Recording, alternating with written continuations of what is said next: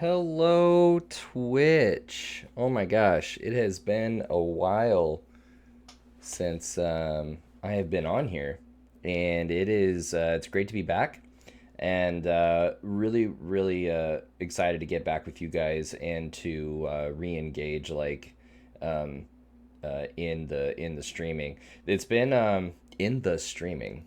What?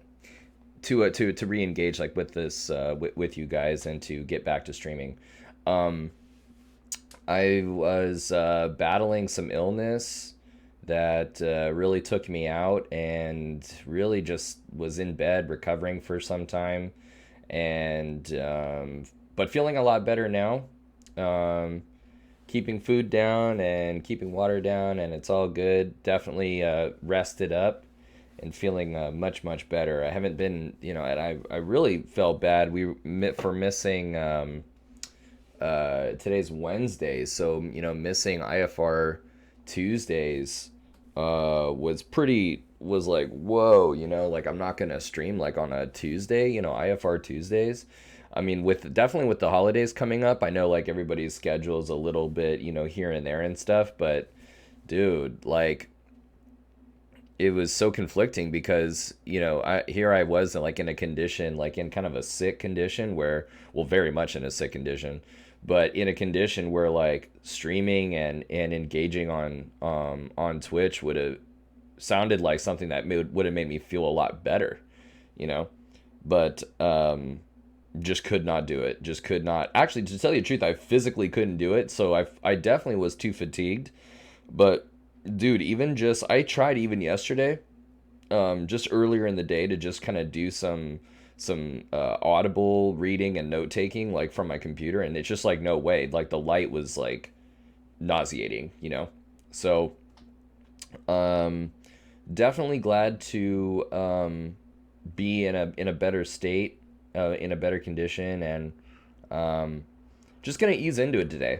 So I put together this flight, one of my favorite flights. It's very chill. We'll do Hawthorne to Oakland in the PC-12. Great route, great airplane, interesting procedures. Matter of fact, let me make sure that my Navigraph should actually no, my Navigraph is up to date. That's right. That's right. I updated it. So if there's anything weird, we'll deal with it. But I should have the fixes in there for these departure and arrival procedures. I know that the approach works. Um, I just forget if it's been a while since I've done the departure out of Hawthorne, the SpaceX, and if Navigraph puts that SpaceX in there. I know that sometimes time for a haircut, dude. We first. What's up, cute? Look at this hair, dude. What are we gonna do? Dude, we should do a haircut. I got this little patch right here. You really can tell, like, when my hair is longer, it's like a little patch. I hope I don't bald. Yeah. I don't know. Um, I was just saying that it feels so good to, be back doing this and stuff, and how, like, I missed it yesterday. Well, I'm so excited to see you. It's gonna be awesome. Sleepover. Um, so yeah, I was saying that Navigraph. I hope Navigraph has these fixes in here. It's gonna be really great. And what I wanted to do was actually turn to ForeFlight, and what I really wanted to do was utilize ForeFlight more for these flights. And so I will walk through some of the tools that I want to start using. And to be totally honest with you, like, so I use ForeFlight pretty regularly. Well, first of all, I use it super regularly, like for my actual real world flying. Real world. Wow, my real world flying and my flight instruction. But and I kind of use it for my stream too. Like, I use it regularly, like on terms of the moving map and planning a route, looking at terminal procedures, planning the alternate, but I don't really utilize it that much in terms of, I only use probably 10 or 15, maybe 20% of its total capabilities. And I want to start really like getting into saving flights, and going through the like I never use ForeFlight for the actual weather briefings. I don't use ForeFlight for the simulated sort of like, there's a simulator that, not a simulator, but when you plan a route, like I pay for like the premium tier for like service for ForeFlight, and one of those things is when you chart a route, they give you like a little simulated airplane that will go through using Google Maps, like Google satellite images. It'll paint a 3D picture where you can fly the whole route. It'll fly it automatically for you, but you can filter like as it's flying, like how quickly you want to do it. Do you want to do it like times 5, times 10, times 20, so you can like kind of just get the flight over with. But you can fly the route and look all around. You can look and see, you can filter like where the turbulence is, where the icing is. You can look down and see like where the terrain actually is. It's really cool. So I was thinking about integrating that into my streams, looking at the standard weather briefing and the NOTAMs. I typically have not done that just because I use custom weather to get into instrument weather, and that kind of thing. But I think it'd be a really cool addition, like to the flights, to add that element in terms of just like, number one, from a standpoint of like ForeFlight orientation and just sort of like how to actually use ForeFlight, some of the deeper like kind of uses of ForeFlight, and which would just be good for myself because I was just dabbling in that this morning, and I'm like, this shit is fucking cool. This is really, really cool. Like everything that they give to you like is pretty wild in there, and they do make it actually really easy. I haven't been really using it because honestly I didn't really know how. Like at first, especially coming out of Garmin Pilot, like the ForeFlight being a different navigation app, like a navigation app, this ForeFlight doesn't seem that user friendly, but it actually is, and I'm just unfamiliar with it, and it's a real testament to how user friendly it is, because honestly, just by dabbling and seeing, oh, I wonder what happens if I push that. What is that? Like it is so streamlined. It's like crazy. So I'd like to kind of start doing that, and we'll start with that today. I've got my tablet right here.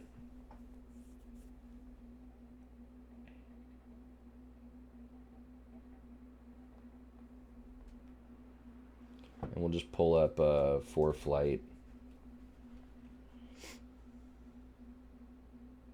Actually, I need to... How's the audio, by the way, Boo?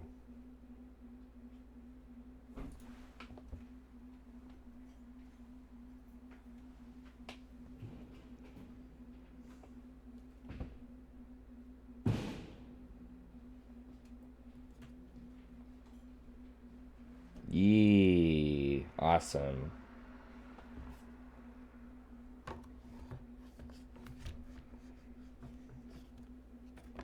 I'm gonna see if I can like put this like right here. Can I? Are you not gonna stay? You're not gonna cooperate, are you? That'd be cool to have something to like put the yoke like right here.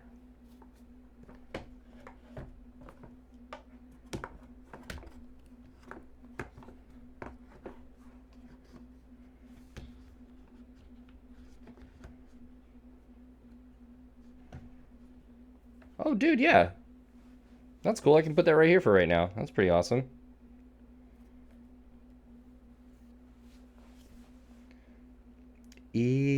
Stop it. Cutie. I love you. All right. So let's take a look at ForeFlight and this flight that we're Defiant.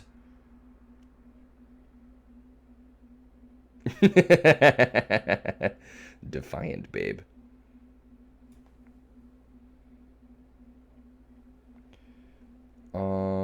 Hey.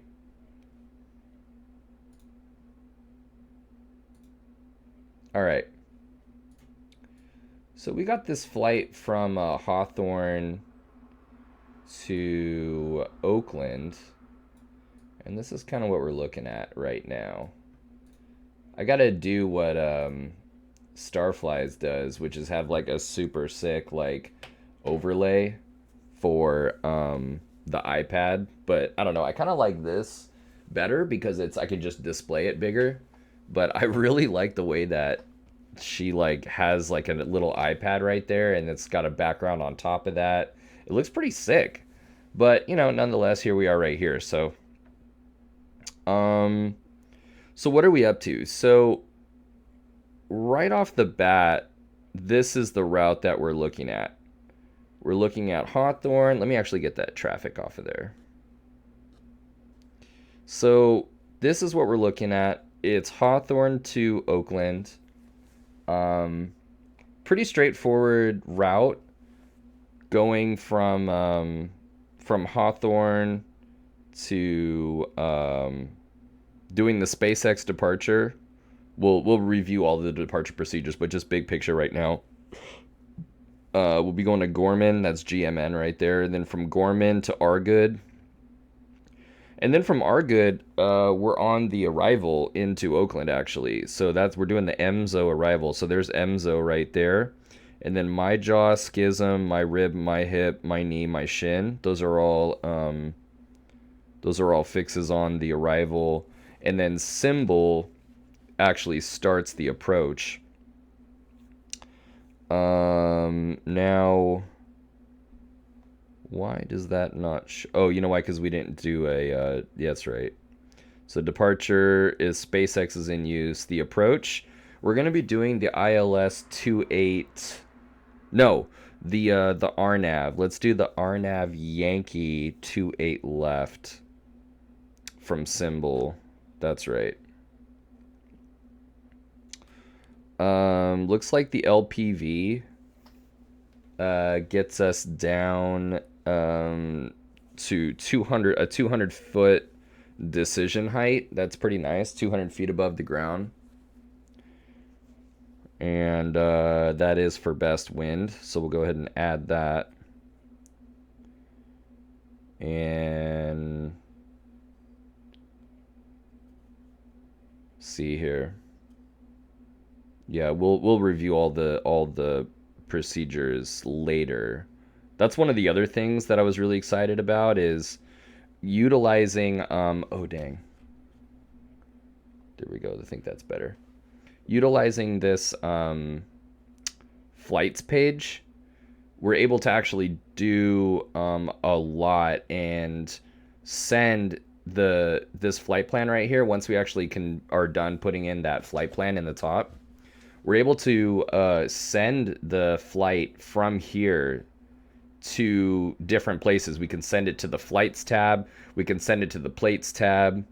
And that kind of thing. It's really, really cool. And that's what I was kind of experimenting with, sending it to the flights tab and then sending it to the plates tab. First of all, when we put in the route, it gives us, we'll start with HHR to OAK, right? We'll start with Oakland or Hawthorne to Oakland first, direct, and then we'll see what the routes are that are typically assigned by going to routes. And then these routes right here are available to us with the frequency with which they were assigned. So we've got, it looks like recommended, SpaceX, Guna, and all that kind of stuff with no frequency there, flight level 300, 30,000 feet. But then we've got like a once ATC cleared last Sunday, ATC cleared a turboprop, looks like 21,000 to 22,000, no, excuse me, 24,000. SpaceX Limbo Victor 23 to Gorman once total. So This is what I decided to do. This 53 times total at flight level 240 was the SpaceX. Let's see here. Oh, the EMSA. Oh, this would be an interesting one too. The PXN6. That's the Pinoche.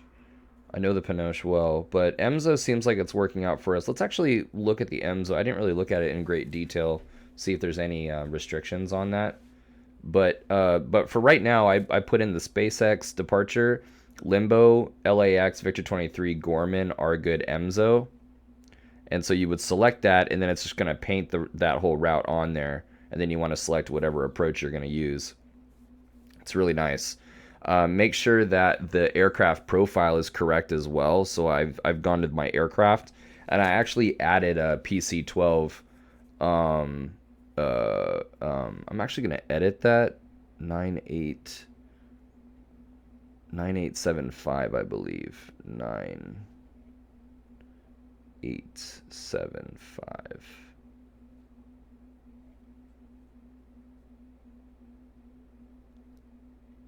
All right, cool. 9875, and just because that's what I'm using in X-Plane, so just, why not? Make sure that it's the correct profile and stuff. All of this looks good. And so with that, then all your nav log data is going to be correct. And you go to that nav log, and I'll show you guys in a second. Okay. So that looks good. This is the thing I was talking about using, this simulator right here. It's pretty trippy. Like, here we are at Hawthorne, and you can see here the cyan like route.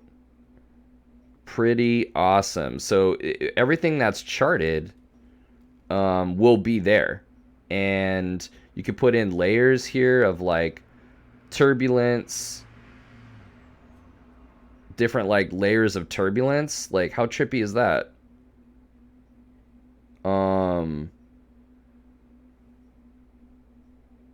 Layers of icing. So I'm gonna take the turbulence off just to kind of simplify it, but it's really, really cool. And then you can just take off,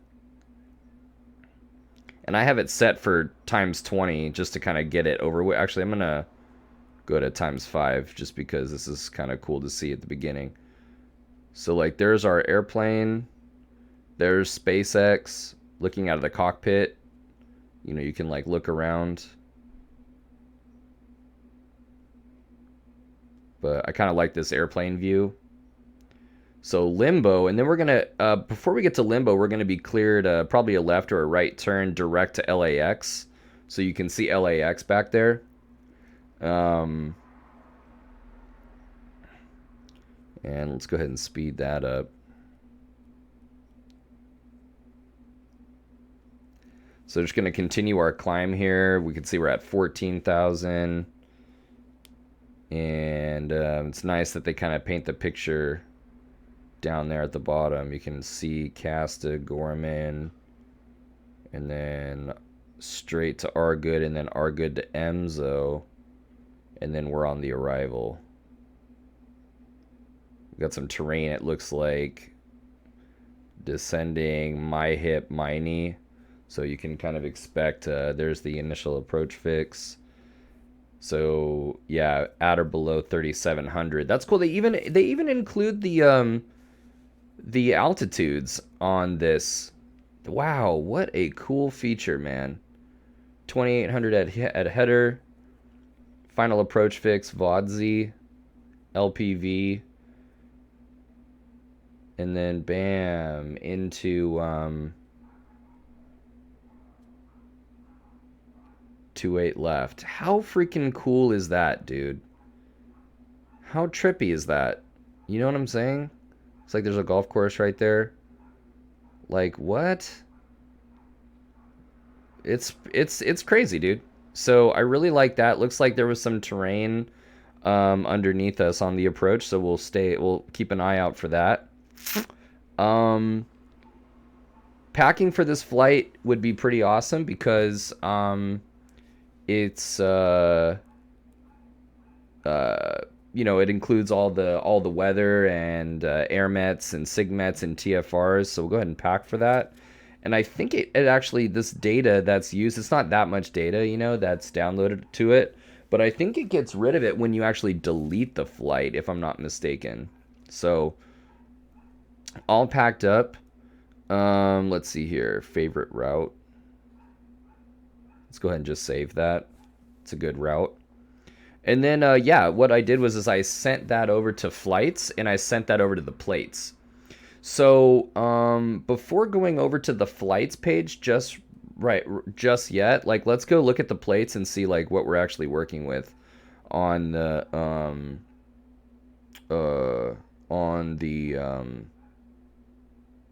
oh, you know what? Let's go to these maps, the maps here, because I believe we selected an alternate as well, or maybe that was just the flights that I did.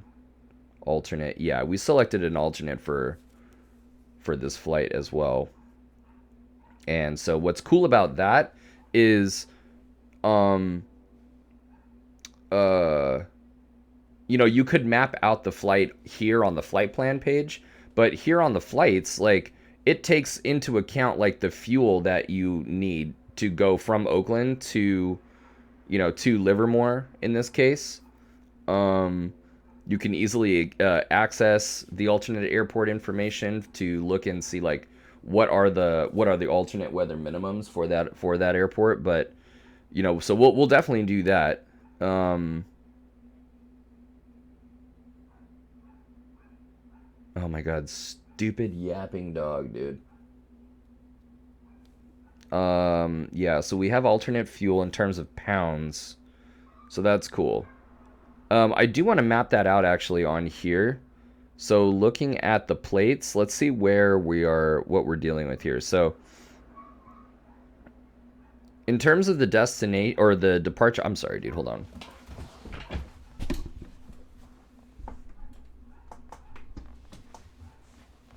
Walk your fucking dog, dude.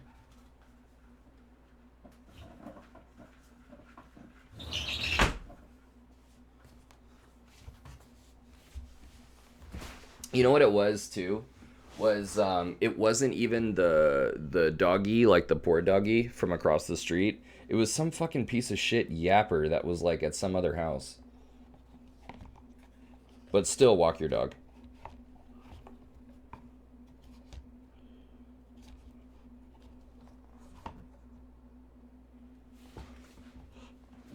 Okay.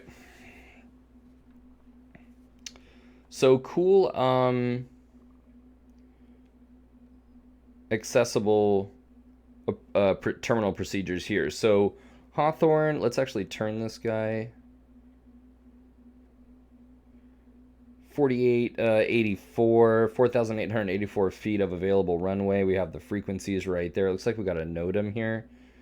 I really like that. You know what I want to see is if there are NOTAMs for Hawthorne for the SpaceX departure.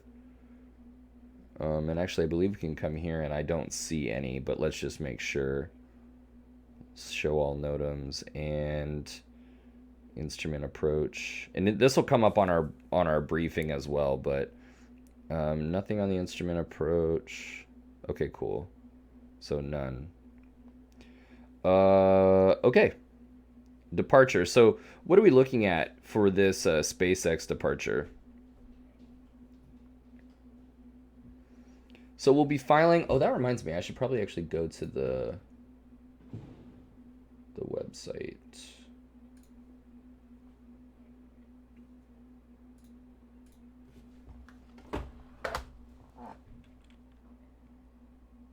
Pilotage. All right, and we'll file that here in a second. Okay. So we're on with Socal Departure 124.3. Airport elevation of 66. We're transitioning 18,000. It requires an RNAV 1. So 1 mile either side. It's an RNAV system with a mile either side of the course with the required accuracy, you know, error freeness for 95% of the time, at no less than 95% of the time. We need that RNAV 1 mile either side. It's a type of required navigation performance. Radar required, DME or suitable GPS required, okay? 7,700 foot MSA for runway 25. And it looks like a really easy departure where it's a runway heading and then a climbing left on a heading of 200 SpaceX direct, mandatory 3,000 at SpaceX. So we're probably going to put 3,000 in that altitude reference. Let's take a look at our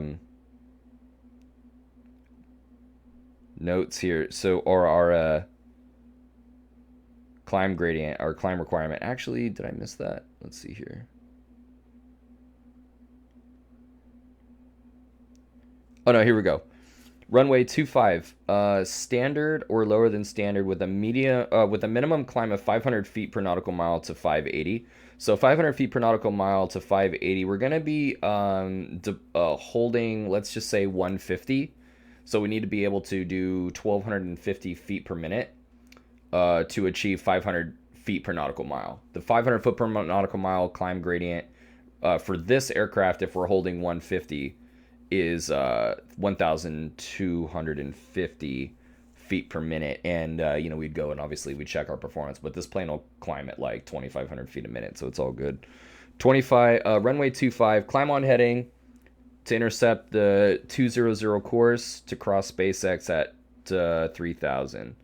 So, yeah, what we're going to do is 400 feet above the ground, we're going to turn left to a 200. Intercept SpaceX, the 200 to SpaceX. So, and what we could do actually is fly runway heading until the bearing says 200 and then turn. We could do that too. The routing from SpaceX, track 200, so we're going to go through SpaceX on a 200. And then on assigned route and course, expect filed altitude assigned by ATC 5 minutes after departure. So we are an LAX departure. No, we are we're going to LAX.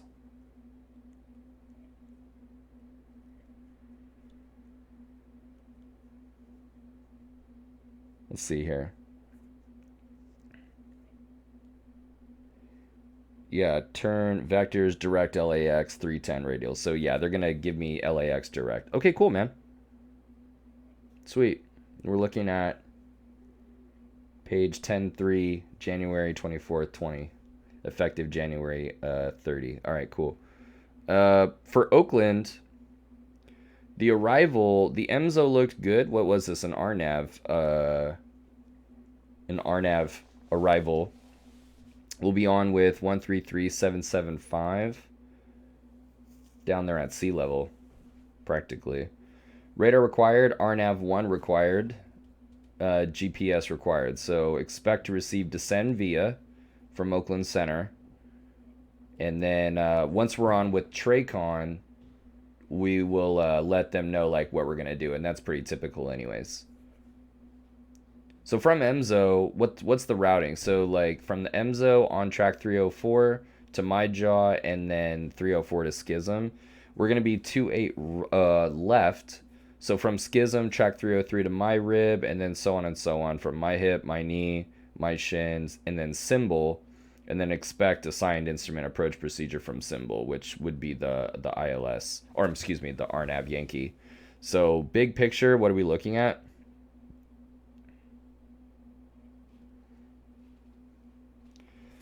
There's Argood, and I believe we're going to be Gorman to Argood direct. Argood to EMSO at or above 280. So we'll see. That seems to be an altitude confliction. Why would you do the EMSO arrival at 240? I wonder if the Pinoche would be better.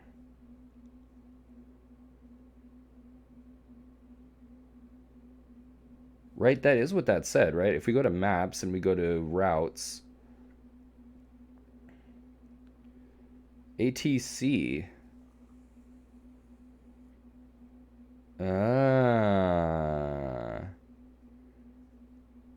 I wonder if they're going to assign that, because here we are. No, yeah. They said flight level 240. Flight level 240, 53 times total, turboprop. The jet from flight level 180 to 380, definitely. So yeah, I suppose if they give us a higher altitude, we'll just climb. But I mean, this has a ceiling of 30,000. So that's the EMSO is kind of pushing the performance of this aircraft. Not really, but I mean, 280 is 28,000, and that's right up near the ceiling of this airplane. Whereas the Pinoche at 24 might make more sense. Let's try it. Let's see what happens. It's okay. Yeah, that's interesting. 280 though. That's pretty close. 220 at my jaw. And then Schism looks like an altitude yeah, a airspeed restriction 280 at my jaw, 240 at my rib, and then my knee. Cool. Approach wise, what do we got? So we're going to be doing, once we're at Symbol, we'll be doing the RNAV Yankee runway 28 left. Frequencies will be right there. That WAS, it's a WAS approach right there. First of all, it's page 12.4 and then August 11th of 17. And then frequencies are right there. Yeah, so final approach course of 278. VODZ at 1900 down to on the LPV 209 on the altimeter, 200 feet above the ground, touchdown zone elevation of 9. I'm Bandit. What's up, man? What's going on? It's good to be back, dude. It's good to be back. I was sick for a while there, but happy to be back. Really, really happy. Good to see you, by the way. Good to see you. I'm feeling a lot better, by the way, dude. Got my applesauce, dude. Oh my god. How about applesauce when you're sick, dude? I don't know if you're an applesauce fan, but Jesus, dude. That is my jam.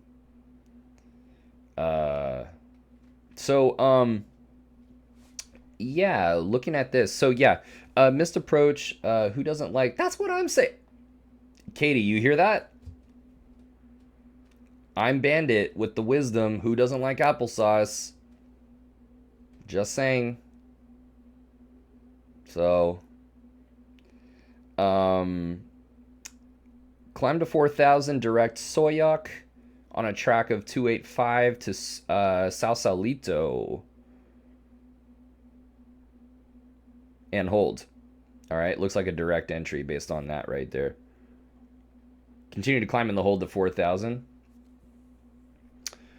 So the Sausalito VOR. So that's actually really interesting. I'm going to go back to the maps here and go to Sausalito.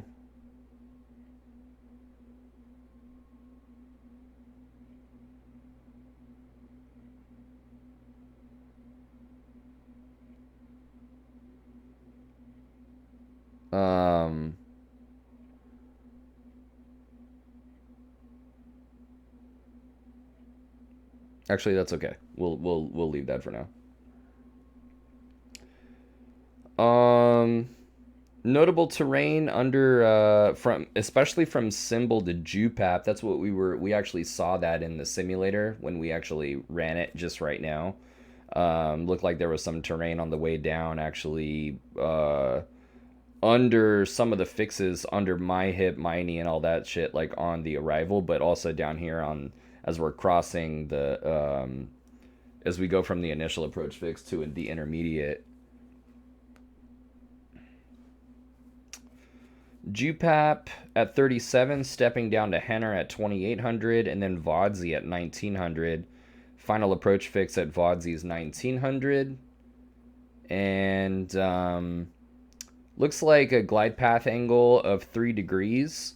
We'll be doing this at, let's just say 100 knots, 530 feet per minute, but we'll be locked on to the glide path. The autopilot will be locked on, and so we'll just kind of monitor that and just throttle on our own. Pappy off to the right, and looks like RVR of 4,000 or 3/4 mile, 209 on the altimeter, 200 feet above the ground. And there's our approach brief. The airport will be coming down to 28 left. We did say 28 left, correct? Yeah. 28 left, 62, pretty decent footprint, you know, the size airport right here. 28 left, 6213, 6,213 feet. And we'll probably be exiting hotel, and then we'll be hotel Charlie. Hotel Charlie to parking. Oh shit. So that's that. Looks like ground will be 121.9, so we'll put that in when we're actually in the air. Flights though, flight wise. So this is another really, really cool feature of ForeFlight is once you have sent the flight plan that you're gonna do to the flights page, it sends it here, and a few things can be done here that I was toying with. So first of all, you could save the flight. That's awesome. Okay. And you can see here departure, takeoff. You can like, what are the takeoff concerns, right? Like what's your weight gonna be? What's your rotate speed? 50-foot obstacle speed, and which runway you're going to be using. So you've got, it looks like an 8-knot headwind component and a 1-knot crosswind component for runway 25. That's awesome. We will be using real world weather today just to kind of keep it simple and see how accurate this is. 4884 for the usable length. 260 is the wind, so that's your at 8 knots. So you basically have it's basically down the runway. 3005 is the altimeter. Assuming 15 degrees of takeoff flaps, and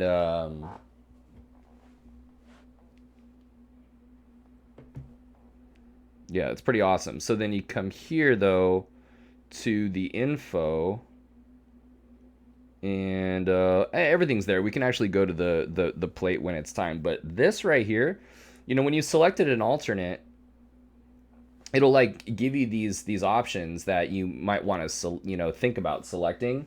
And one thing that I chose was Livermore, but you've got these other, you got San Jose, you've got Hayward, San Francisco, Buchanan. I chose Livermore because it was inland, pretty good distance, not that far away, but you know, Concord, San Jose, San Francisco, these are all really close to the water. So if weather's gonna be bad, which it's not, you know, I want to be able to go, you know, to a place that's most likely I'm going to be able to get down. So I chose Livermore. They have an ILS and a localizer there. It's really nice. Question is like, what's the weather got to be for us to select Livermore as our alternate? So I'm going to come here to the Livermore, go to procedures, and then the airport info, not the first one because that's just going to be the map of the airport. But if you come here to the airport info, you can see what the weather needs to be to file this as an alternate to make sure that we're legal. 600-foot ceilings and 2 miles visibility if we intend to use ILS runway 25 right.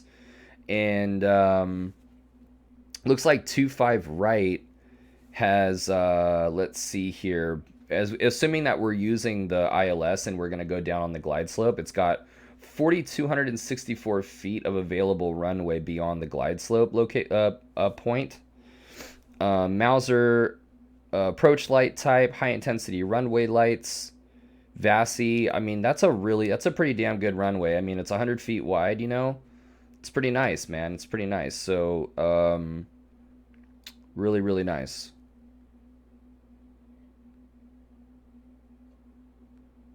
Got some hot spots there.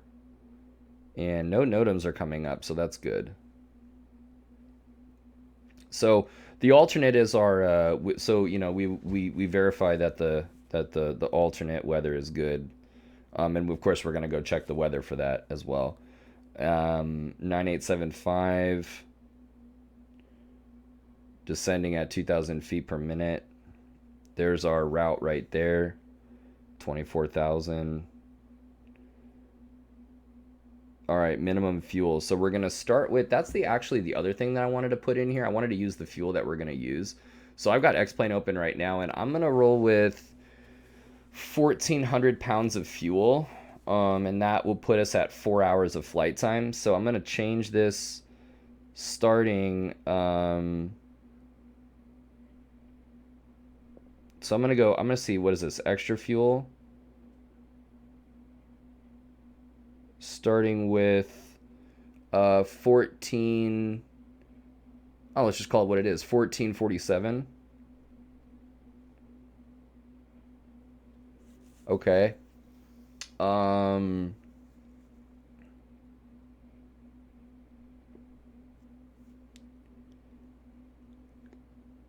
Right, that was,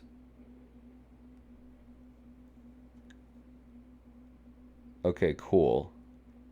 1447. Flight fuel.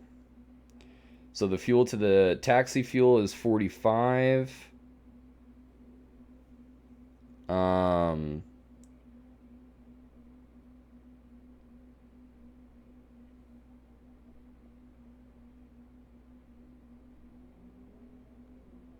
that's cool, man. So it really does. It changes and tells you what's actually available based on performance. That's pretty freaking awesome. Would we say 1447?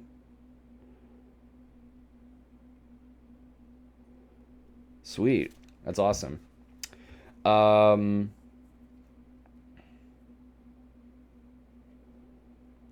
So about 700 pounds fuel at landing. So we'll use about half of the fuel just to get there. And let's see, where are we at weight wise? So payload one, no, payload, we have a payload of 14.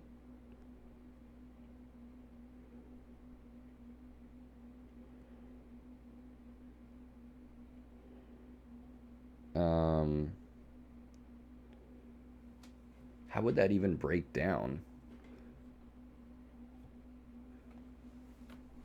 So let's do 3 people with an average weight of 200, no, 180, and then cargo, so that's 540, and then oh, no, we're using fuel of 18, of 1824, my bad, 1824. There we go.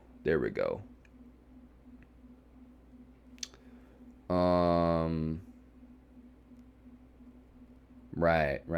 Okay, cool. 1824.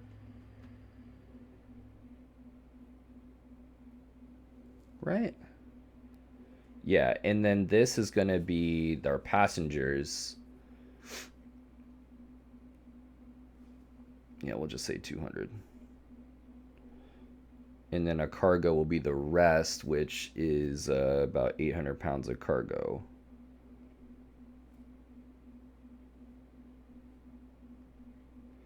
Yeah, and that looks about right. Because I'm showing 8,900 pounds or so. Total payload.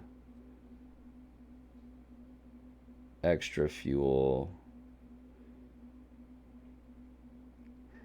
Ramp weight should be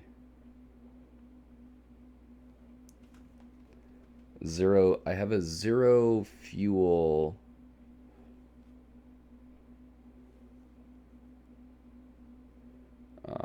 Let's see here. Oh, you know what? I think I have a different model of PC-12 because, yeah, this is showing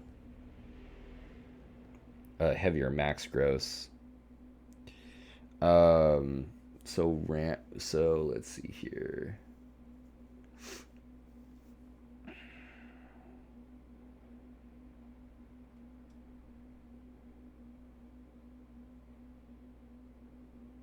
Yeah.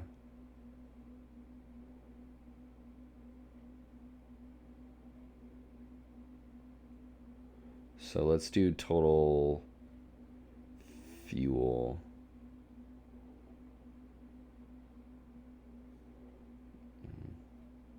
That's fine. It's like not get lost in the weeds. All right, cool. And so that's that. Okay, cool. And then so for the nav log, this is also a pretty cool feature. The nav log will actually walk you through like all the pertinent information like that you normally would be calculating yourself or looking at like in a VFR nav log or an IFR nav log that you would do by hand. Something like that you can also do. This is a feature also on a flightplan.com or something like that that will they'll produce these, or even SkyVector I know does this, producing their the nav log for you. Pretty awesome. The total distance, the estimated time of departure at 2:30. Oh, actually, oh yeah, I guess it's been about an hour. So, um, takeoff weight of right there. How much fuel you need, pretty awesome. And then so for each fix along the way, what the airway or what the waypoint is, what the heading should be, the altitude shows here cruising at 24 flight level 240, what the wind is doing. But we'll take a look at the weather briefing here and get all of this. Winds aloft. So pretty awesome that they produce this for you. Everything. So it looks like everything is actually on here. So even at the alternate, what the weather frequency is, the tower, the looks like clearance delivery, I'm assuming, ground control, field elevation, longest runway. Look at this shit, dude. This is crazy. So this is all ForeFlight, man. I mean, ForeFlight is really where it's at, dude. Like, this is like super crazy easy. I just did this for the first time this morning. Looking at the weather briefing, we won't spend like a ton of time on this. We'll get back in the airplane. But I just wanted to show you like the formatting of this is really, really cool. First of all, you can go down like all of these. There's a menu that you can pull to the side here and filter through like what is it that you're actually looking for. In terms of current weather or different types of forecasts. The NOTAMs, different NOTAMs, like whether it's the destination or whatever. But we'll start here with the adverse conditions and just look and see, just the pertinent information. What TFRs are we looking at down here in Southern California? Well, first of all, we're going to be IFR, so it doesn't really matter. But I mean, it's important to know like what TFRs are around us. Disneyland TFR, and that's about it. Looks like there's an IFR segment up near where we're going to be, but not. It's more to the east. So over Merced, Fresno. IFR AirMet right there. Pretty much the whole southwestern United States, though, has a low-level turbulence AirMet around there. And cool thing is, like, they even show you, like, the active times, but also, if you're going to be passing through it, like around what time are you going to be passing through that AirMet, and the whole low level turbulence is like, the entire route you can see right there. That magenta line is our route. And so, but So it looks like from November 25th at 03 Zulu, 0300 Zulu to 25th at 0559 Zulu. So it is 3:30 Pacific my time, and that is like so if we add 8 hours, that's gonna be what 4 would be. Oh, that's midnight, right? If it's 4 p.m. plus 8 is 12 midnight, so that's 2400 Zulu. So let's see here. Yeah, so that's 2400 Zulu on the 25th. So yeah, this is definitely, so we're good actually. We're good. We're good. Inactive during that time because this is actually active in terms of 0300 to the next on the 25th. So since it's 2400 Zulu right now, not yet active. So all right, sounds good. Valid time. Yeah, November 25th, 2021, 03 Zulu. Issued on the 24th at 22:11 Zulu. Moderate. High level turbulence, the whole that whole band right there through like central United States, like pretty much like the west, central United States. This is high altitude air met for turbulence. Now that was issued at, we will be going through there, right? So looking at the difference between that and the last one,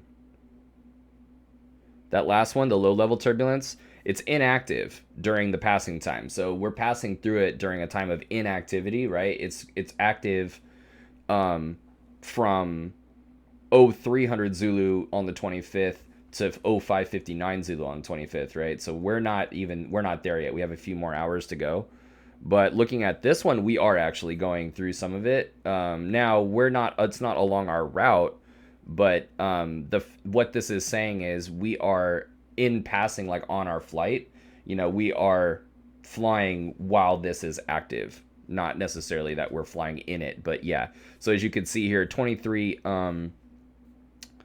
we are, it was active, it's active 0, at the top of the hour on the 25th, at 00 Zulu, 25th to 0259. And so this actually just became active, right? Because we are over here at the, it's 2400 Zulu right now on the 25th in Zulu time. So it's something to note, and we are going to be up in the flight level, so that's something that we'd want to be looking out for. Low level wind shear looks like inactive. We have a warning of low level wind shear out of Hawthorne at the departure side of things. Active, okay, so we're not yet there at 0300 Zulu on the 25th. Few hours to go on that one. And same here with the high surface winds. Urgent PIREP, huh? Urgent PIREP. It looks like over Van Nuys, Gulfstream. Unknown. So low level wind shear plus or minus 20 knots, 100 feet AGL. That's interesting.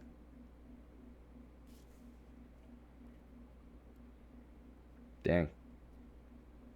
But by the time we're over there, like we'll be up high. So surface analysis chart. We see here this looks like this big cold front moving through central United States, bringing some clouds and some light precipitation through the middle of the country. But really, like, it looks like there's that band of low pressure that's following it. Some low pressure around us right here, but really isobars are pretty spread apart. And so that makes sense why there's not really a lot going on wind-wise.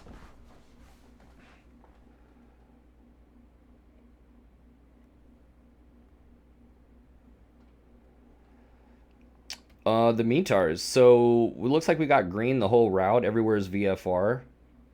Um, yeah, everywhere is VFR. Hawthorne looks like they're reporting. Um, let's see, it was the 24th at 22:53 Zulu. So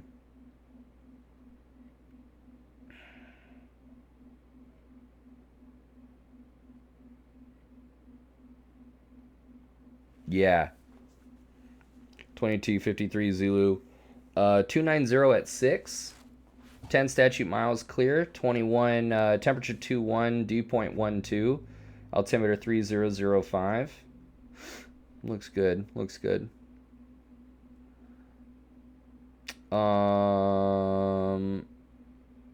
Elios, what's up, dude? It's been a while, man. VFR pretty much the whole way. And then Oakland, it looks like variable at 5, 10 statute miles, few at 20,000, scattered 25,000. Oh, you know what? Thank you for reminding me. I did. I saw it super late.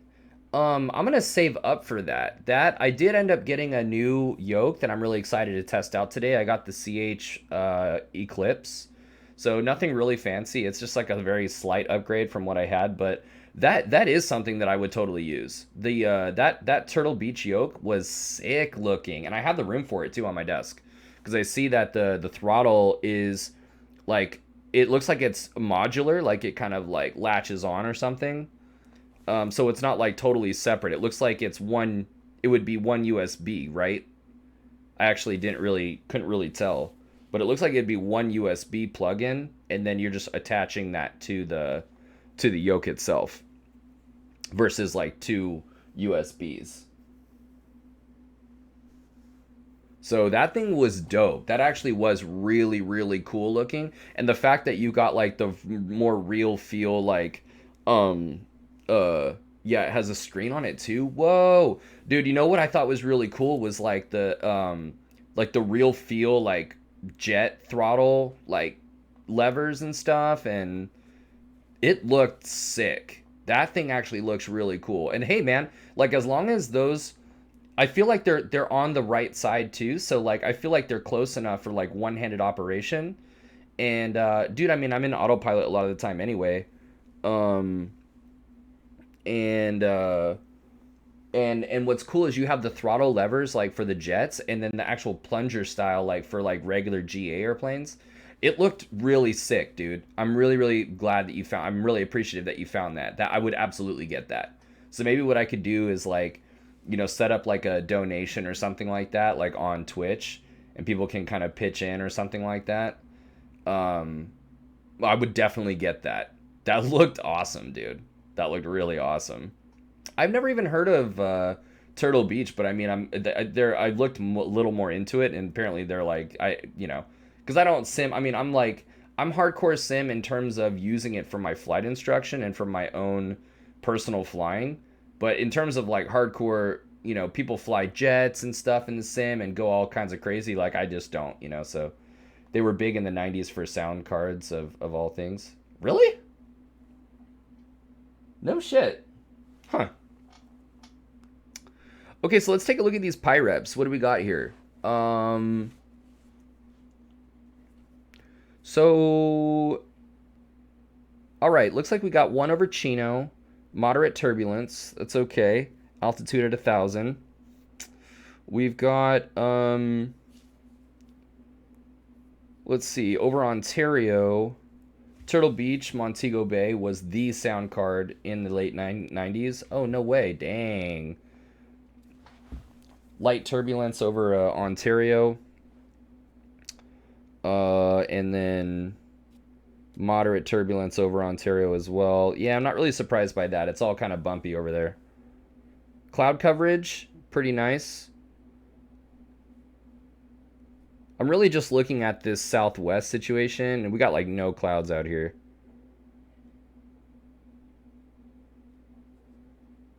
Really light winds here. Tafts. One thing that I really like how ForeFlight does, the way that ForeFlight does it is, based on our takeoff time, And based on the um, based on that takeoff time that we filed, which is why this is showing 2340. It's 24.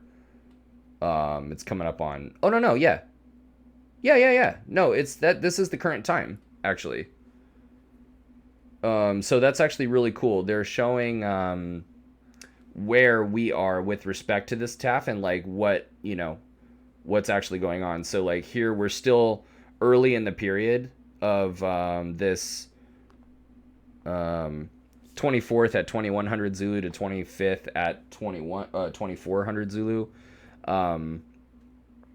LAX TAF. So we're still in the beginning of that. From the 24th at 2100 to the 25th at 0300, we're still right in that bracket right there in that first one. So we're looking at 26088. Light winds, sky clear, VFR expected.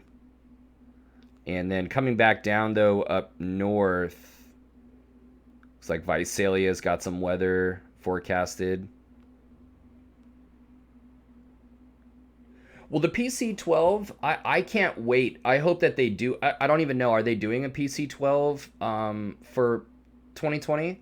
I actually don't know. I would love it if they did. You know what would be really cool is if Microsoft 2020 did a PC-12 NG, where like with the actual kind of like similar stuff to like the CJ4. You know, if they did like a real like next gen, that'd be the shit. But right now, uh there is PC9 in now. But what I'm doing is the PC12 in X-Plane. That's what we're doing tonight. Or tonight. So yeah. And then TAF's down at Oakland. Looks like it's going to be like an hour flight or so. 24th at 1800 Zulu to the 25th at 2400 Zulu. Throughout the period, winds light out of the east northeast. Oh, PC6. Oh, PC6, is that like a small turboprop? Is that like a little trainer turboprop thing, or is that? Yeah. X-Plane. This Carinado, I'm using the Carinado PC-12 for X-Plane 11. It's awesome. Awesome. Okay. So the wind chart, big picture, looks like wind, generally speaking, out of the south. So we'll probably have like a nice tailwind on the way there. I love this vertical cross section throughout like the. Oh, it's a high wing. Oh, interesting. Cool. That's awesome, man. I love this cross section of like where the winds are like coming out of. From Hawthorne all the way to Oakland, all the different like little fixes along here and stuff, and like here you have that tailwind shown right there. Winds aloft, we filed at 24,000, and temperatures are obviously freezing up there, and winds are, let's see here, 8 degrees. 72 knots.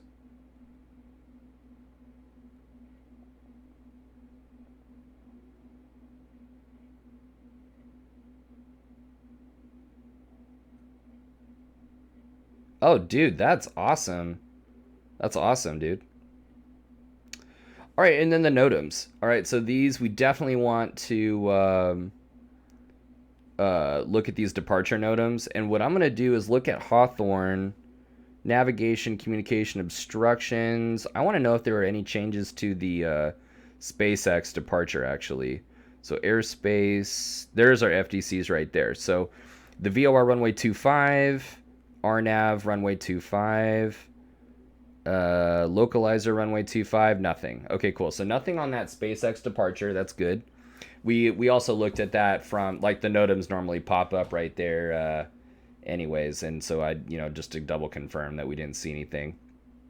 Destination, let's see here, obstructions.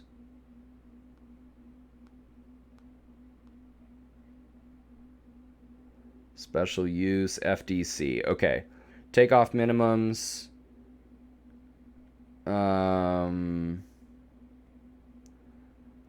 Departures, ODP, amend for ODP for runway 30, instrument approach, the RNAV Zulu. So we're doing the Yankee 28 left.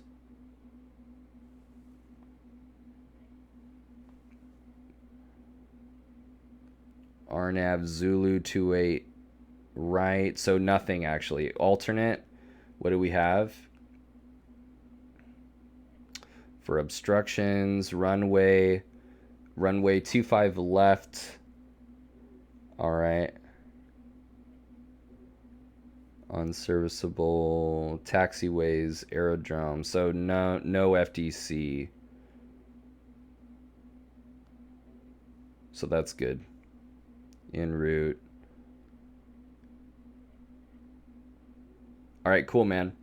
So that looks good. It all checks out, and that was all through 4 flights. So that's just awesome the way that they do that.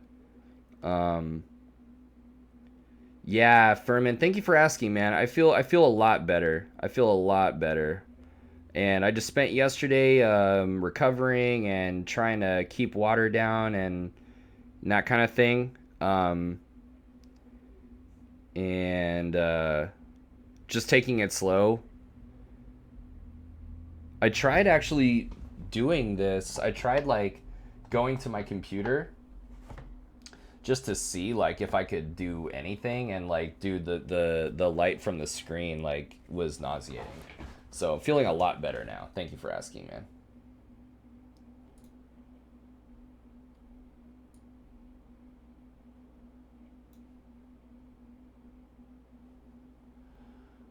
Okay, so we've got that.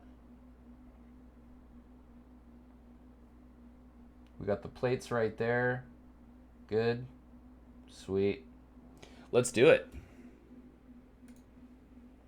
And now what I'm going to do also is go to file our flight plan. And I'll go to flightplan.com just to find it really quick, copy and paste. And that'll be now, Airport Hawthorne to Oakland.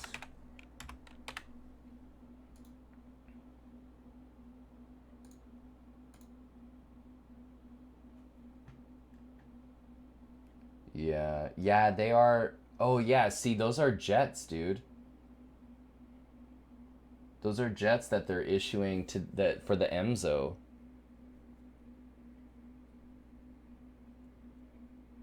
The Pinoche is what we need to do, dude. Are good, but the Pinoche. Yeah, so we're gonna redo this. Not totally redo it, but go to the flight plan and the procedure, the arrival. Let me show you guys what I'm doing here. Dude, Zach, what's up, dude? What's going on, my man? The arrival is not gonna be the EMZO. It's gonna be the Pinoche from Gorman, and then add that. Dude, no way.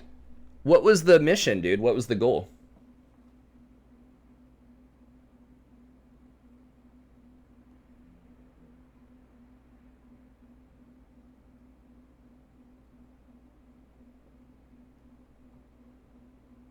So I sent that to the flights, and that's what I'm going to do. I'm telling you guys, like, how easy this is, dude. This is so crazy, like, how easy.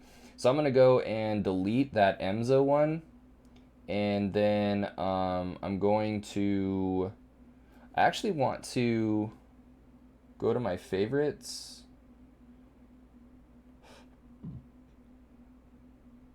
Oh, you know what? I'm going to get rid of that other one that I just did.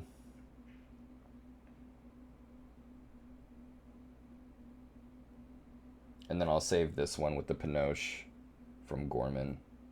So we'll go to the star that, save it to favorites, and the flights right there. Okay, cool. And then as far as I do want to put in the same alternate though. Just a local scenic flight for some friends, super close to max gross today. How about that, dude? How about the now? How was that taking off? Because I know you guys are at high altitude too. So were you using quite a bit of runway there?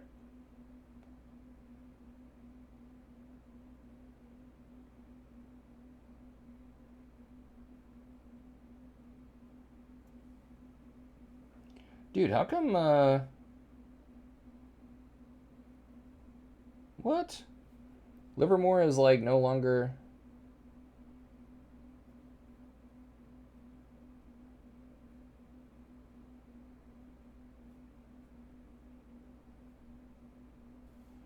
KLVK.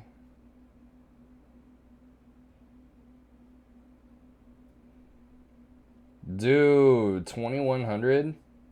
That's wild, man. Yeah, I'm sure you guys had a great time though, dude. You guys just doing some you said you're doing some sightseeing.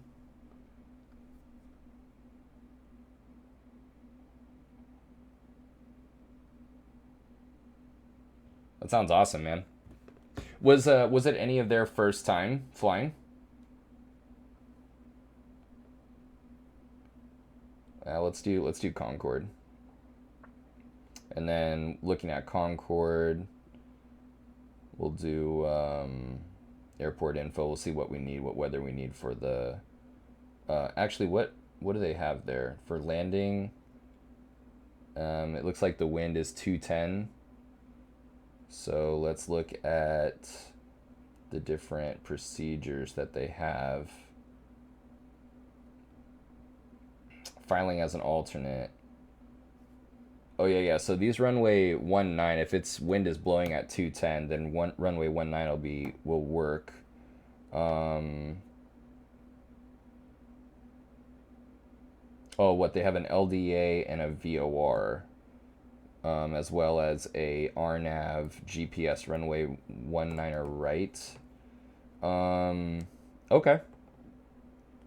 So for the VOR and the RNAV 19er, let's see what kind of capabilities is that.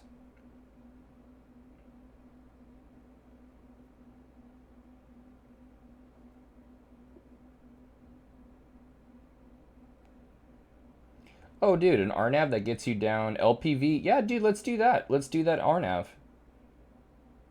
That sounds awesome.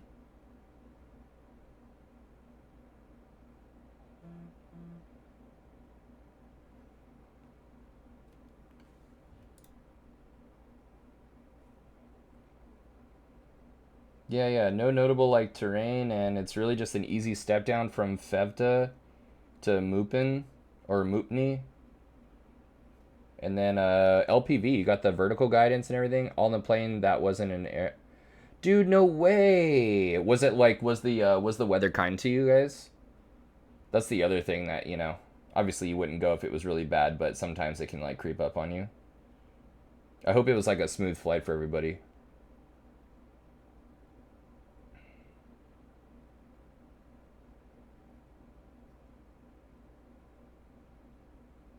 All right, guys, so we're good. We briefed our approach, we put our flight plan together, we packed it, we looked at the flight from the sim standpoint, like from this here. We did this like cool thing that ForeFlight does. Not all ForeFlight. It's just I pay for this premium version. So we kind of took a look at this uh, flight that we charted, and we looked at where the terrain actually is, and that was really really cool. Especially on this back end, we said that we saw that coming in through. There's the terrain, bushy. This is all the Pinoche. So terrain below the Pinoche, and then Sunol, symbol. So definitely between bushy and symbol we're not gonna do that. We'll be vectored probably symbol direct and then symbol to JUPEP and then so on and so on. So we saw that and looked at some capabilities. Oh man, you got that good for flight. Yeah, I got the good for flight. Well, that's the thing, dude. That's why I I encourage like subs on here and donations and stuff because I pay for all this, man. I pay not only do I have the good for flight for you guys, but I also pay for Jeppesen, these Jeppesen procedures that are like the shit. So, yeah. All right, guys.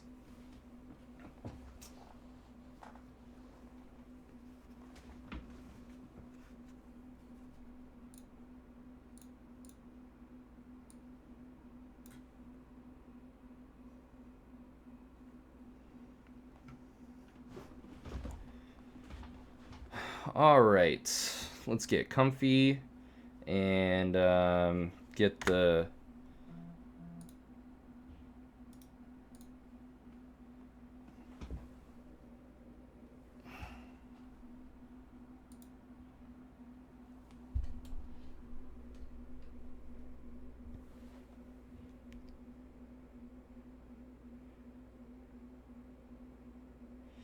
Yeah, dude, dang. I got this bot. This, damn, I hate those, dude. All right, and then let's get the checklist out.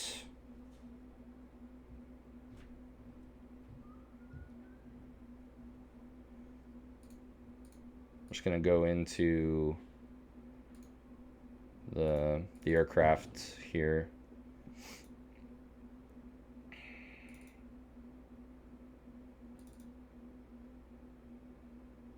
Normal procedures. Oh yeah, dude. So the Reality XP GTN 750. Oh my god, that would be so cool to get. Wonder how much that is. Reality. What is it? Reality XP?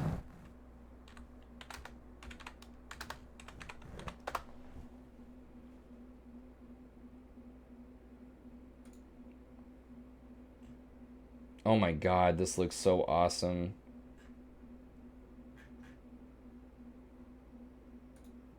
Product.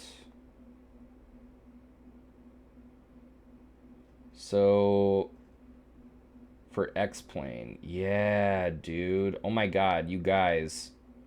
Dude, you know what? Dude, should I get the Dude, should I get the GTN like right now? Is it an easy install? I'm about to just get this right now. Add the second GTN product for only 24. How do you install it? Do you just drag and drop it into the aircraft folder?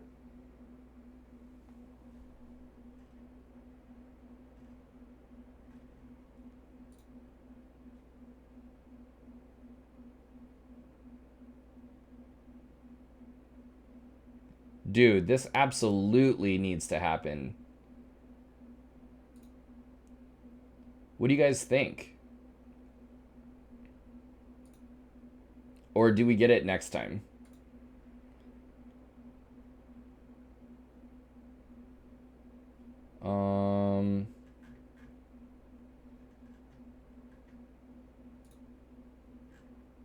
Dude, this looks sick. I think I should do this. The 750 touch. Does it work with yeah, let me read about that, the compatibility. Aircraft is compatible with the Reality XP GTN 750 sold separately. To enable the 750, go to X-Plane's plugins, select Reality XP GTN, select GTN 1, select the GTN 7. Oh, so it's probably a folder that I downloaded and I put in the plugins, not the aircraft. When the GTN 750 has been loaded, it will replace the top GTN 530 GPS or GNS 530 and transponder in the 3D cockpit. Transfers control of COM 1, COM 2. Oh, so it really is that easy, huh? Oh my god. Whoa. Once enabled. Dude, I think we... Downside is you need a Garmin sub for updated... Oh, what? Wait, so you need a different Garmin, a subscription for updated nav data? So in other words, my Navigraph won't work. The Navigraph only, obviously the Navigraph keeps the... Oh, I see. I see. I see. All right. All right. Gotcha. Good heads up, man. Good heads up. Well, I'll be damned. All right. Uh. So, oh yeah, let me just file this flight plan really quick. So we're IFR 9875. PC-12. We are...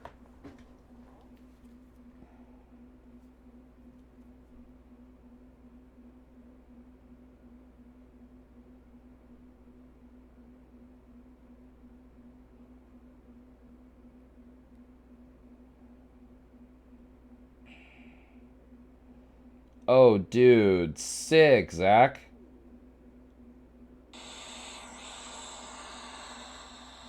Oh, man. I love it. Dude, you got some snow down there. That's awesome. So that was your friend that took those...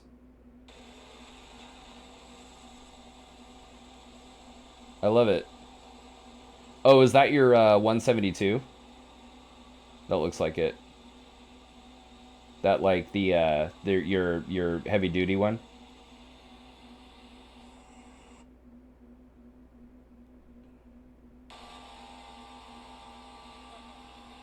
Dude, that's so awesome. Dude, you should post those to the Discord so you guys can see. Like, I would love everybody else to be able to see.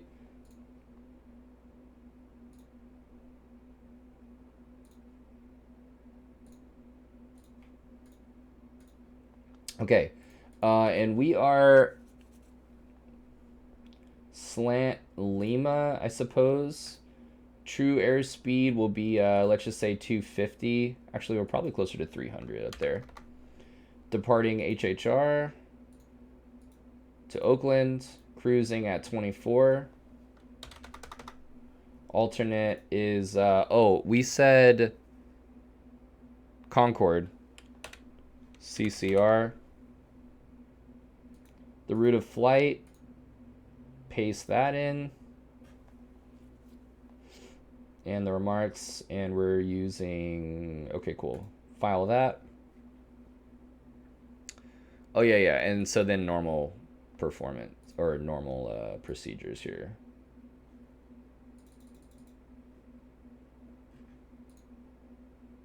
Pre-flight.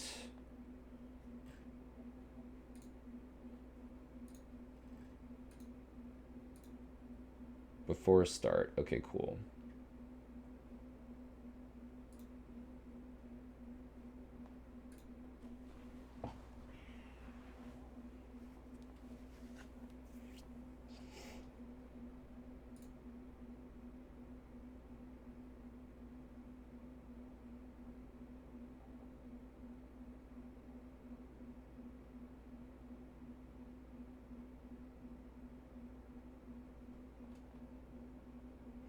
All right, so let's do it.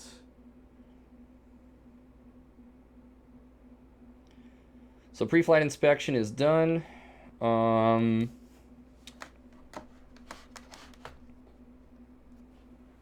see if I can like put this right here actually. No? Okay. Okay.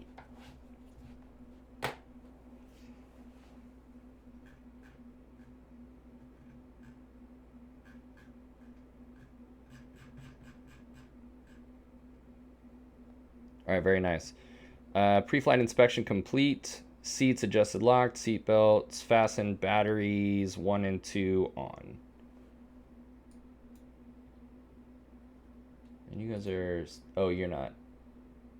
Game capture. There we go. There we go. We'll take the charts off and come back to that. All right, so batteries 1 and 2 on.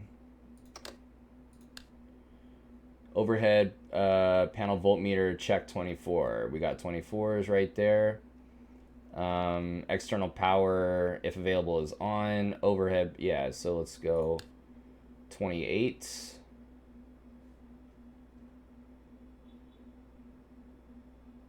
Landing gear 3 green check. We got 3 green check down there. Fuel pumps left and right on to auto. All right, hear it and see it. Hear it and see it. Oxygen lever on. Sounds good. And check the oxygen.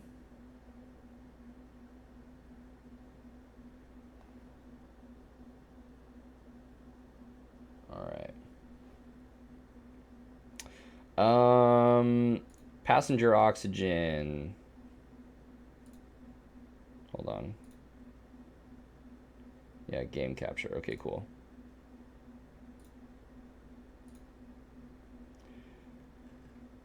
Pilot vents, external lights as required. Let's go and get the beacon on and just go ahead and leave those. Fuel quantity check. All right. EIS test. Test fire and test lamp. Oh my God. Fire. All right, and lamp is good. Prop clear. Confirm clear. Starter switch push. Okay, so we got left, center, right, and behind. Starter. Oh, and then let's make sure. Oh, we need to switch the thing here. Hold on. So I need to reverse the mix. So that's good. And all right, awesome. So we got that. Okay, cool. So let's go ahead and start it.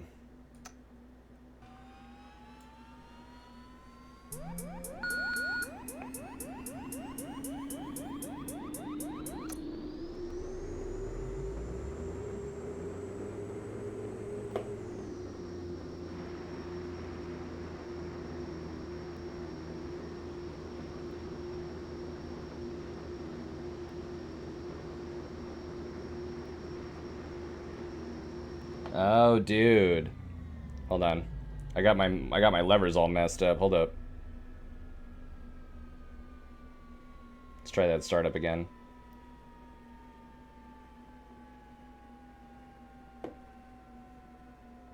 All right.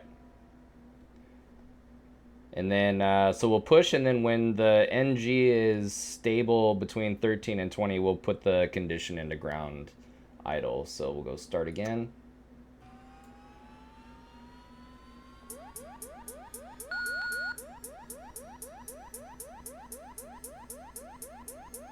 All right, cool. And then there we go.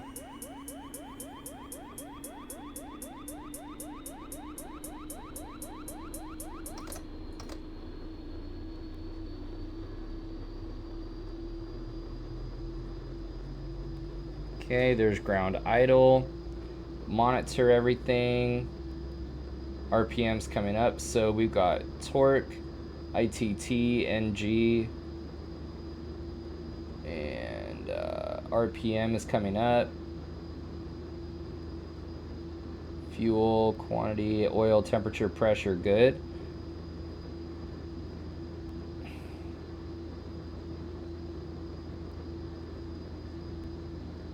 Totalizer reset.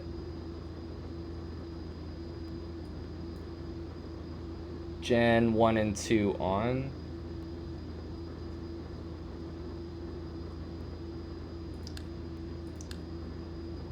External power switch off. And inverter, avionics 1 and 2 on.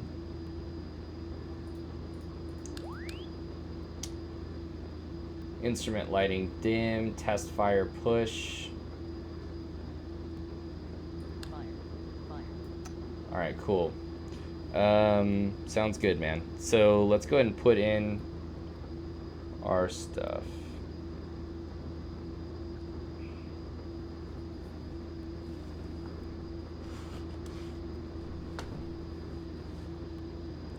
So we got COM 1 and COM 2. COM 1 is going to be the towers 121.1.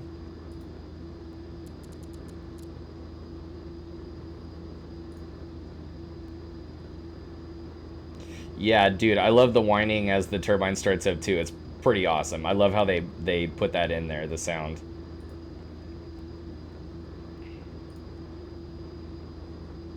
All right, so we've got, yeah, 121.1.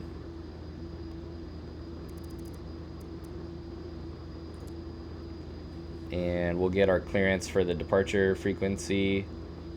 And we'll be using LAX here, 113.6.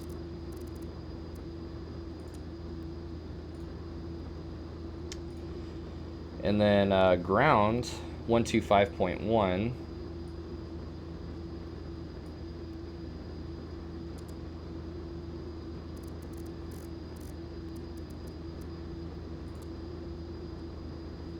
And then ATIS over in Oakland is 13377.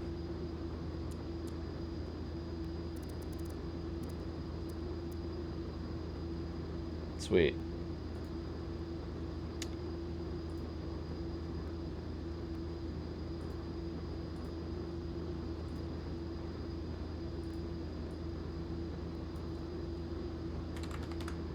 Nine 9875. Connected to Pilot Edge.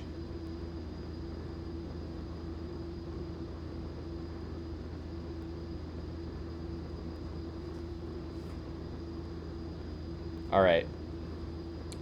And we got no flags there. Let's actually finish up with the checklist. Radios as required, ECS auto. Okay, auto.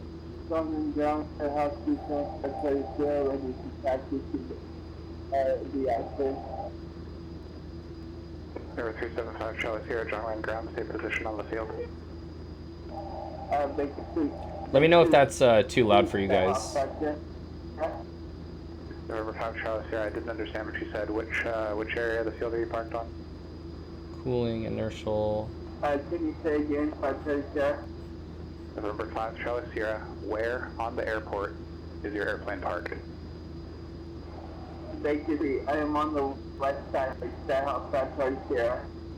November 5 Charlie Sierra, thank you. Runway 20 right at Kilo. Taxiing, brakes, Kilo. Instruments, passenger wing. Bravo, good. On. Right, Sky House, 537. And let's do the probes. Windshield is 30 right, clear to land. Thank you. 37 Tango Lima. Prop, cooling, starter, taxi lights, and strobe. Santa Monica ground, Sears 3114 Whiskey on the northeast ramp, ready for taxi with Echo. November 3114 Whiskey, runway 21 taxi via Bravo. 21 via Bravo, 14 Whiskey. And are you guys like getting an echo at all or anything?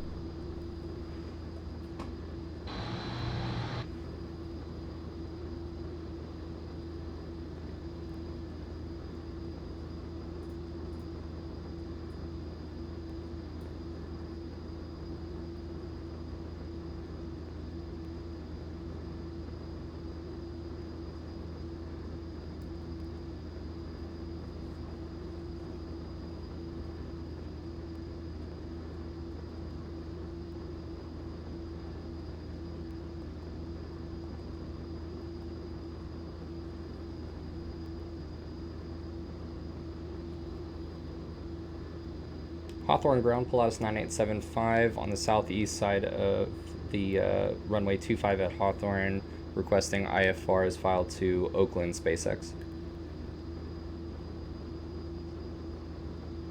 Number 9875, Hawthorne ground, clearance on request. Thank you. Victorville traffic arrow, Victorville Tower, arrow 3079 Romeo is midfield, right downwind 21. November 3079 Romeo, runway 21, clear to land. Clear to land 2179 Romeo.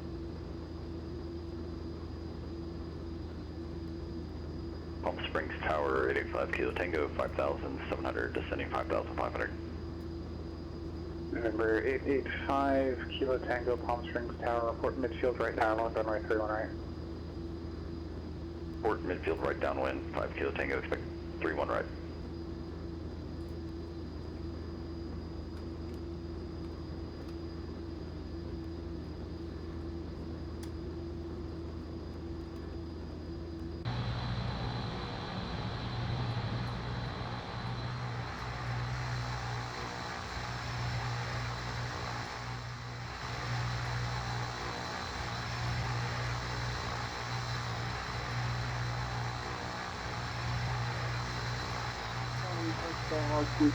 Autopilot Test, holding the runway 20 right, outside ready for the departure. Number 375 Charlie Sierra, John Ryan Tower, runway 20 right at Kilo, clear for takeoff. 20 right, Kilo, clear for takeoff to Hawthorne, Autopilot Test.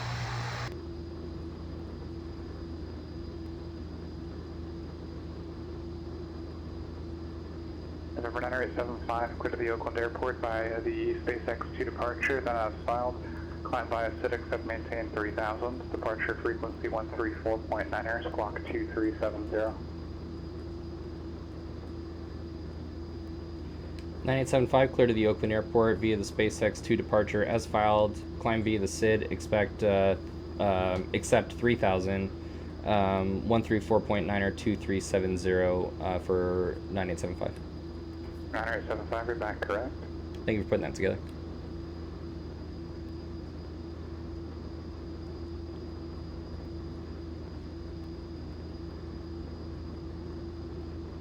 Palm Springs Tower, 85 Kilo Tango, reporting right midfield.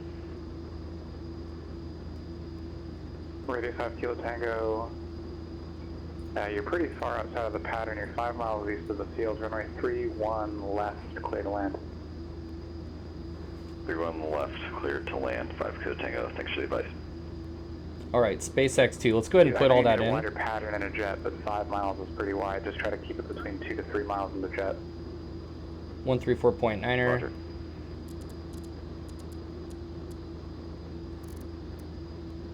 One 134.9er is Number there. 207 Romeo, confirm return. 2370. 79 Romeo. November 79 Romeo, say again. 3000. 79 Romeo, affirm.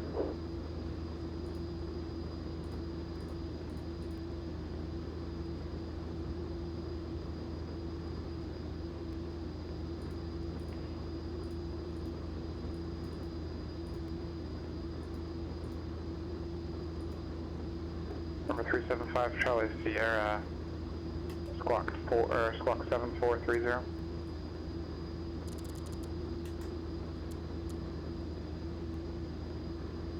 740, Autopilot Test.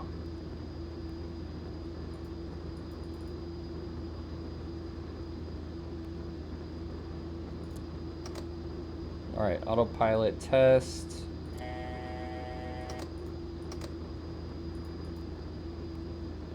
On Number that. 5 Charlie here, I can't see on the scope. They got number 375 Charlie And that Sierra, is going to be runway 25 at the 253 is the heading book. Number 375 Charlie Sierra, radar contact.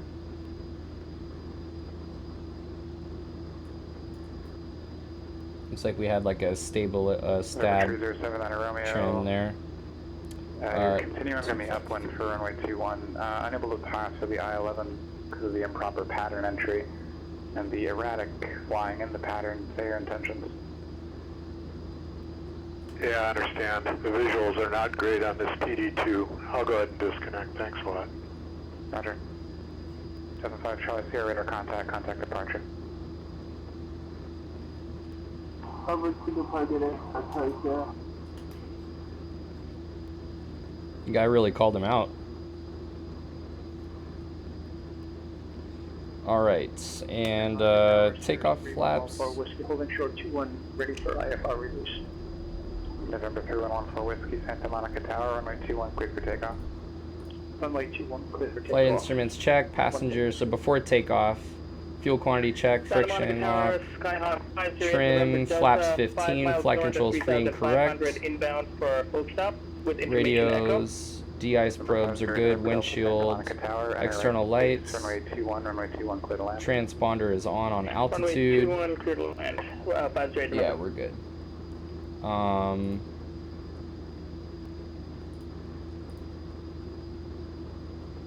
Boots, take off. The ECS needs to be off. Cabin is on auto, and we're gonna set this for 24. All right, cool. And then we'll set the power and the torque and everything. So we're gonna leave that for now, and we are good to taxi. So Hawthorne ground, Pilatus 9875, disregard. Actually, we need to put in the we need to put in the flight plan. So Hawthorne departure.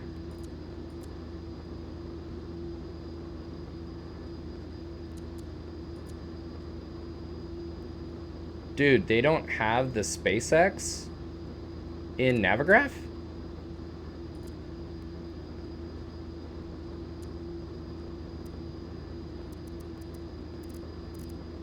I know my Navigraph is up to date. November 3114 Whiskey, contact departure. Over to departure, 3-1 Whiskey. 4-1 Whiskey. San Gabriel ground.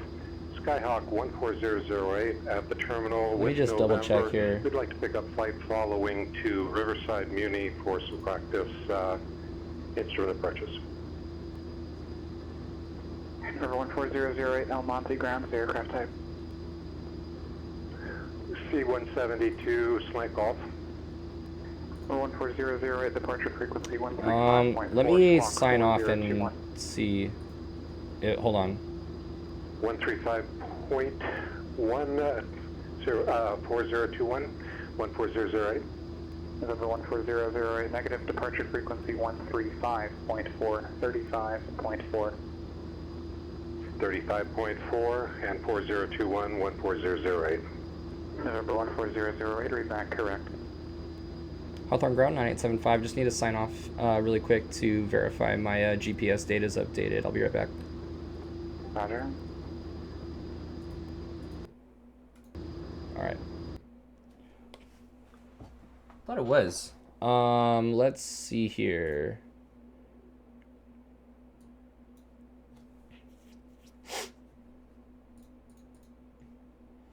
Just go to my Navigraph.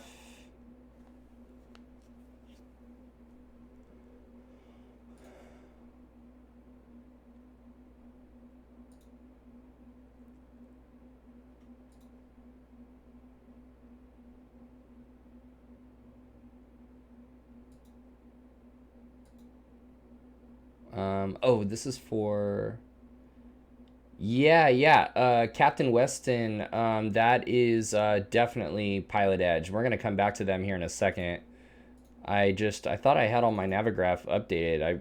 I know I recently did it, but maybe I needed a... Let's see here. And I know Navigraph doesn't have everything. Oh, yeah. The PC-12 is amazing, dude. It's really, really nice.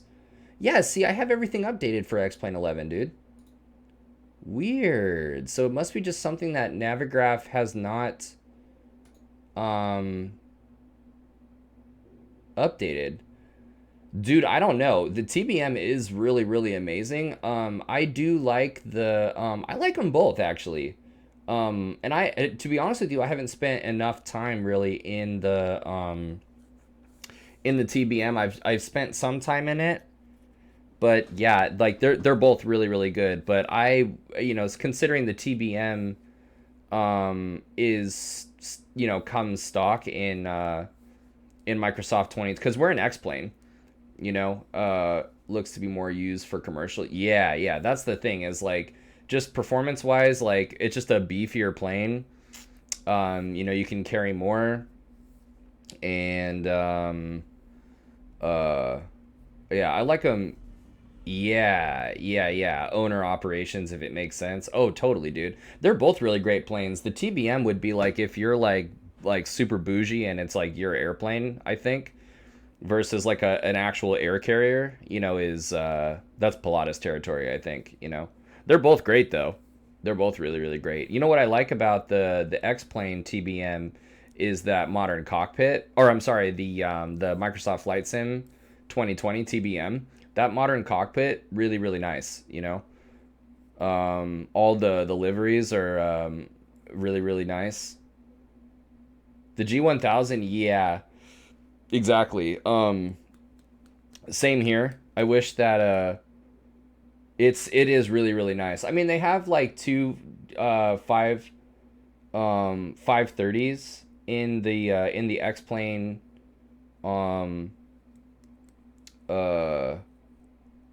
in the X-Plane PC-12. I'm hoping that Microsoft Flight Sim comes out with like a next gen PC-12. Okay, cool. So my X-Plane was updated, but let's just try that again. That would suck if they didn't have the SpaceX. I could have swore that they did though.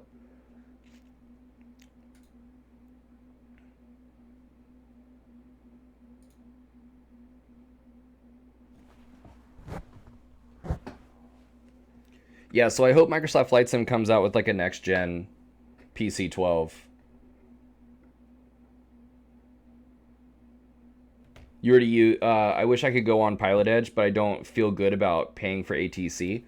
The thing is they have a very professional service that you do pay for. First of all, with Pilot Edge, you get, I think, a week or 2 weeks free trial, so you could try it.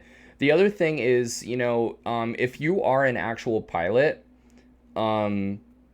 and especially if you're an instrument rated pilot and you are trying to get proficient and stay proficient in your IFR skills, $20 a month for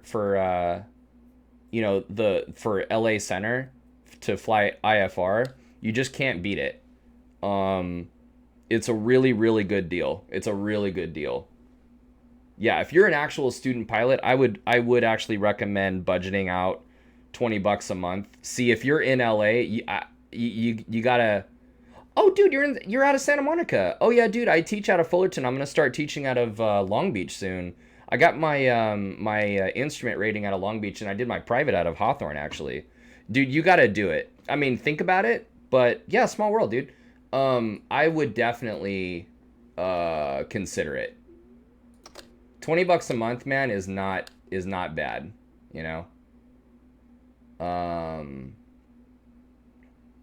See how you like it.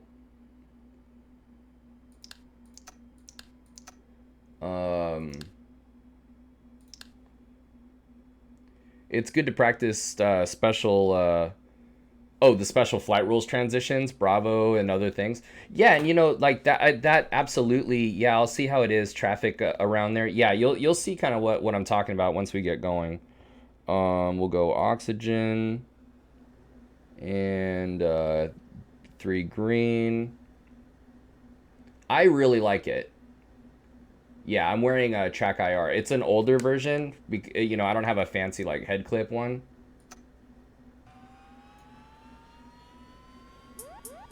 All right, NG.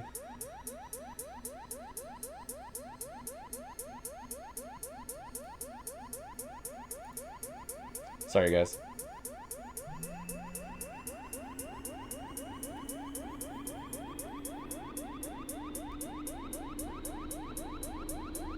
Trying to get this thing to game capture. There we go. All right, and then we got generators. Yeah, I do like the track IR. I get motion sick, so the you know, VR I am not a super big fan of. But so this is nice. Plus, like with streaming,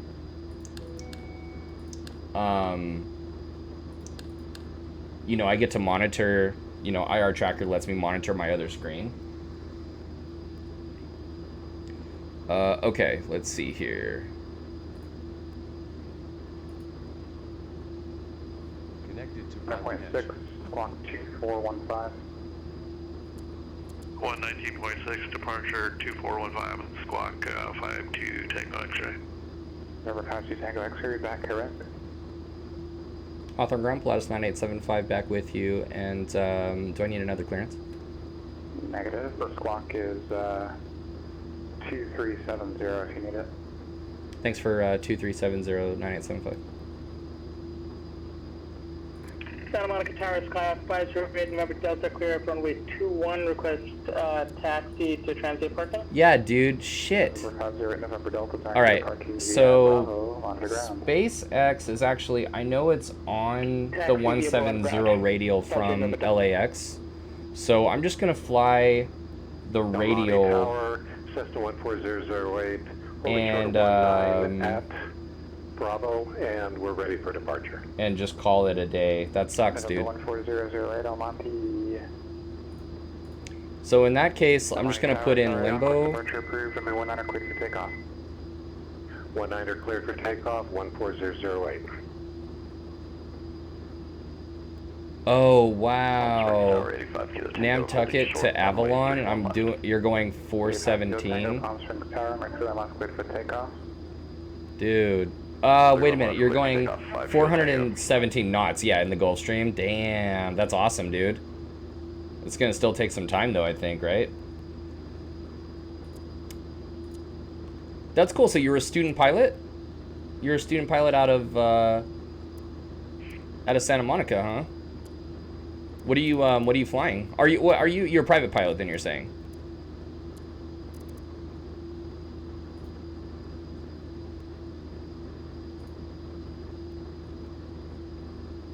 PPL, dude, that's awesome, man. Let me know if you need any tutoring or anything. And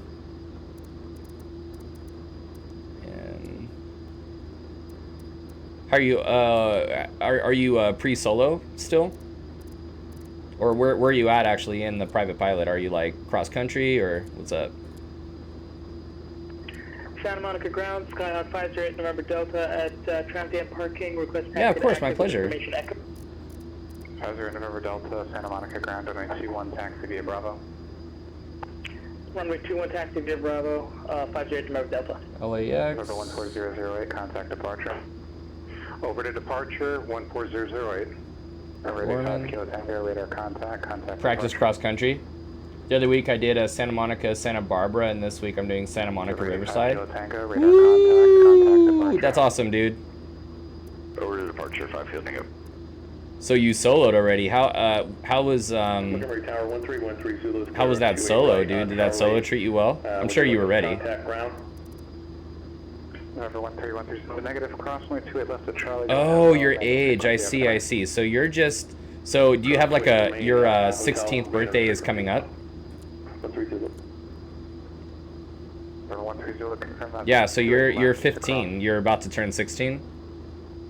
28 left, cross, hotel. Oh, you're only Contact number 14. remaining Oh, 230. dude. Well, you know what? You're doing you're doing a good job, man. You're doing the right thing. Cirrus 52 Tango X-ray with Kilo, Palomar, sorry, at Pinnacle Aviation, ready for taxi. You're doing the right thing by like just going through the training if you know that you want to do it. If you know that you want to do it, 24 by Alpha 52 Tango you know, just go through the training, just keep up with the sim, and then the more sim that you do, 1484 Bravo. the more prepared you are. You know what I'd be doing though? With Bravo. I wouldn't be messing around with the Gulfstream stuff as much. I would definitely be trying to like really stick to the GA and just Taxi via Foxtrot 18484 Bravo. get really, really good at the GA stuff. You know, I know that the jets are really fun, but I would just stick to the no, not the Baron, no. Building hours and taking my time. I was originally doing once a week, but switched to once every 2 weeks. My CFI said it was flying by too fast on the course. Yeah, dude, like just, you know, I would actually just be in the 172. What are you flying? Are you doing the Piper, or what are you doing? Santa Monica Tower, right downwind departure approved, runway 21, clear for takeoff. In respect to what you said? Yeah. Are you doing your private in a sport cruiser?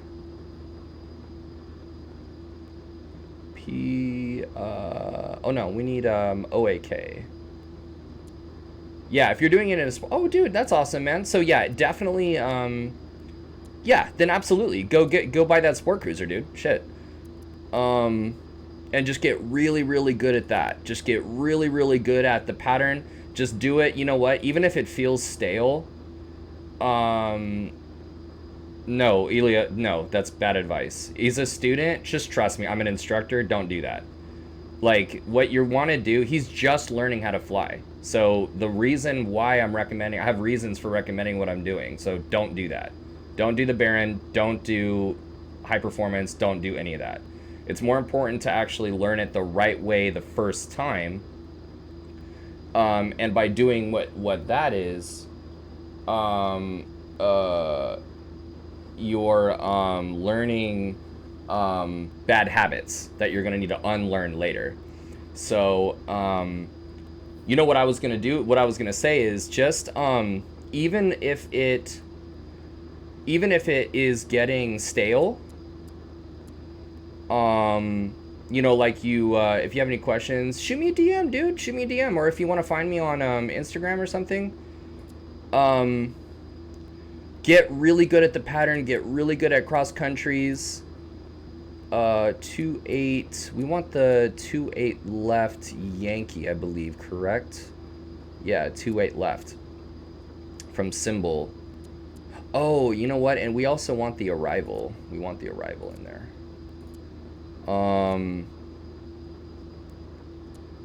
Yeah, don't be doing high performance. Don't be doing anything like that. I mean, obviously, you know, if you want to mix it up a little bit and do your jet flying and all that stuff, that's fine. It's pretty nice, you know, to get integrated. Oh, dude, that's awesome. Yeah, exactly. Limbo, LAX, Gorman, Serena, Pinoche, Karen, Board, Bushy, Sunol, Symbol. Okay, good. Yeah, well, that's like robbing people of their money, Elios. No way. It's just too difficult. It's too difficult. It's too fast for the beginning. Let's see what you got here, Captain. Hold up. I struck gold. I love gold. Dude, that's what's up right there, dude. That Piper Sport. Right there. November 1484 Bravo, Long Beach Tower. Oh, dude, look at that, man. That's really nice. Hold on, wait, 1 sec. 1484 Bravo, clear for takeoff, report midfield, on downwind. 1484 Bravo. November 84 Bravo, confirm that's left traffic, please. Left traffic, confirm 184 Bravo.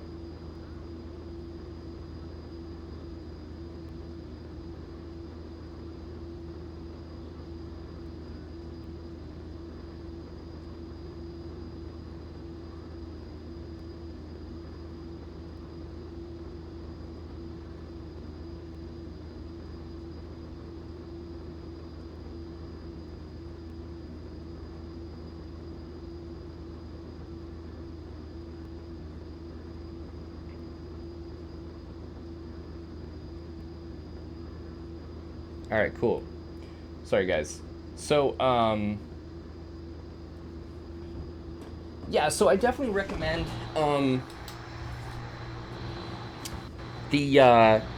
what you're doing, getting really good at the pattern, get really good at maneuvers, you know, get good at communication. That's the main thing. You know, especially, you know, down here in LA, It's real deal, dude. It's real deal, and you really want to get good at that. Get good at the special flight rules, like you said. Let's go to the taxiway, actually. And just practice your cross countries. Like, your cross countries out of here are going to be Santa Barbara, like you said, but it's going to be San Diego. It's going to be Montgomery. It's going to be Palomar. One of your first cross countries is actually probably going to be like one of the first cross countries that you actually plan to and you go execute will be Palomar or Camarillo, or I could see Santa Barbara. Santa Barbara's kind of far. It's kind of easy though, so it's not, I could see that happening. But like out east, it's going to be Santa Barbara. It's going to be Chino. So yeah, Riverside, exactly. Yeah, Cable is going to be definitely one of your non-towered. Corona, Cable, Temecula, so French Valley. What's another one? Those are going to be your non-towered for sure. Cable. Oh, Flaybob. But I would say most likely your first non-towered will probably be either Corona or French Valley. And so, you know what I would do is just fly, if you're going to use VATSIM, then use VATSIM, but I really, really recommend VFR flying in the Sport Cruiser with Pilot Edge, just getting around and going, you know, going places. That would be the first thing. The other thing, like I said, go do maneuvers in the practice area, radio calls in the practice area, the PV practice area, of course. And just getting really good at that pattern. Get really good at the pattern of different airports, by the way, you know. Get really good at procedures in terms of your, I don't know what your instructor teaches you, if they teach you 5As or whatever your procedures, you know, get really good at your pre-flight, your pre-takeoff briefing. And, you know, your departure briefing and your emergency briefing, you know, get good at all that shit. Get good at that shit, you know, forget the high performance, forget the complex, forget multi, forget the jet. Like, you know, if you want to fly the jet, fine, but I would get, oh, dude, no, how much is it?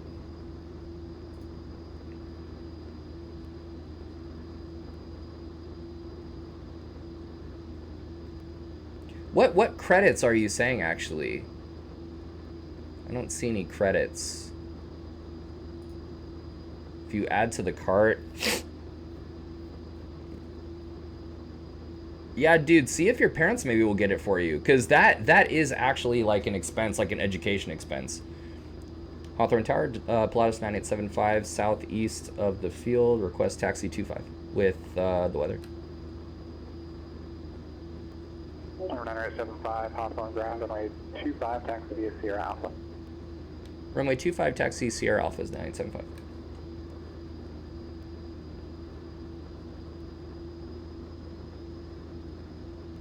Oh, like when you buy a product off the store, you get like points. Oh, okay, cool.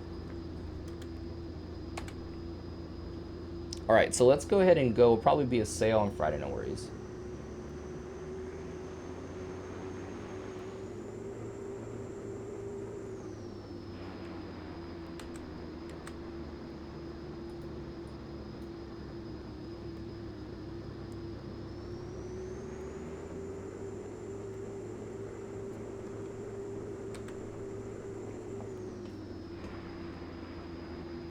All right, clear taxiway. Dude, track IR is the shit, dude.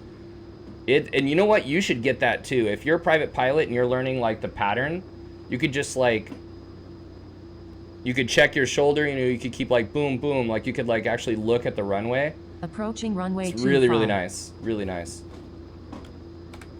All right, parking brake is on. And we have our flight plan put in there. Oh, we've got a LAX 1, all right, yeah, so 13.7. We're looking at the Velo. I have an old one. I think I have like a 4. I think they have the IR 5 or something right now. VFR departure straight out.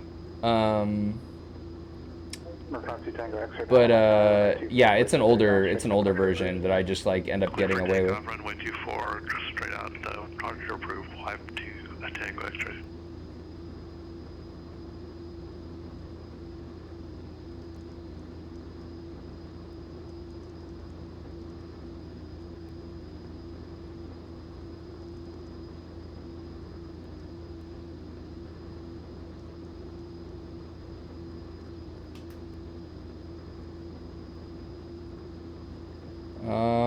All right. Sorry, I was like missing the wrong.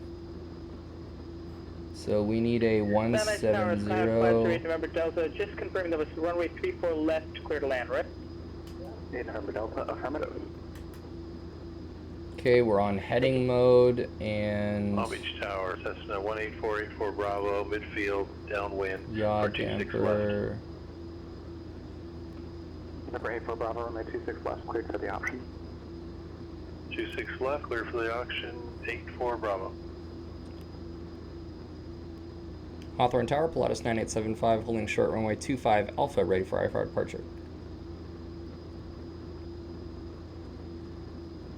November 9875, Hawthorne Tower, runway 25, clear for takeoff.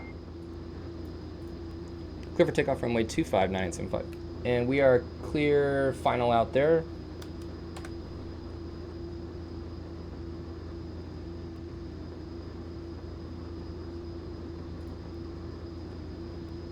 Approaching runway 25. And we've got flight idle. Entered runway 25. 4,800 feet remaining. And one more check, flaps 15. Number 52 Tango X-ray, contact departure. Going to departure, step 52 Tango X-ray. All right, systems are green.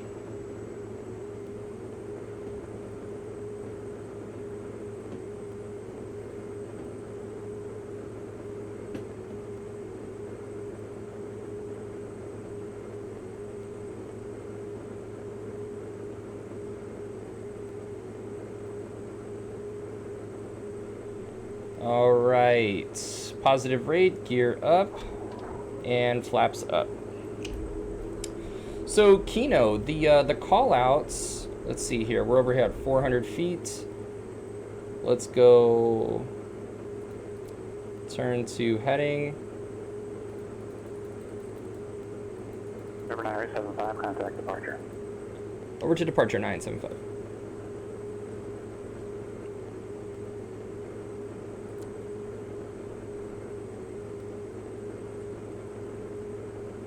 Socal Departure 9875 is 1,000, climbing 3,000. For 9875, Socal Departure, radar contact, climb and maintain 13,000. 13,000, 9875.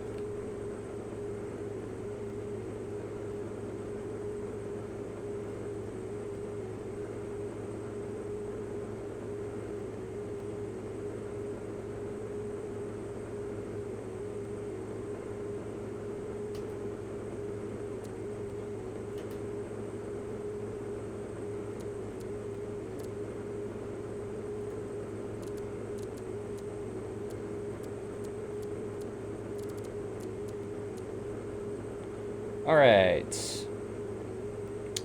And, okay, so, no, I don't work for Sling anymore. I don't believe in their training philosophies. I left that school. 0,000. They are very much like a pilot mill school, and I don't believe in that. Kilo Tango, connect LA Center 134.65. No, it is not. It is not good. But, you know, people have had success out of there. But what ends up happening is because your training is not good, it's just like any other pilot mill, dude, is you got the blind, leading the blind out there. And what ends up happening is... Turn right direct Los Angeles via wire, resume on navigation. Is that 9875? 9875, the affirmative, right turn, direct Los Angeles. Right turn, direct Los Angeles, resume on 9875. Let me just get this over here.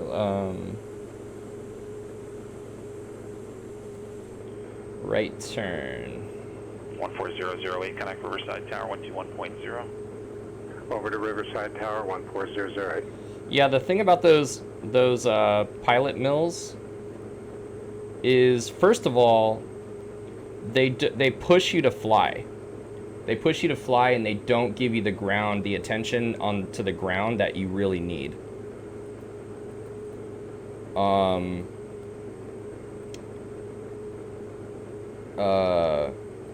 Flight plan.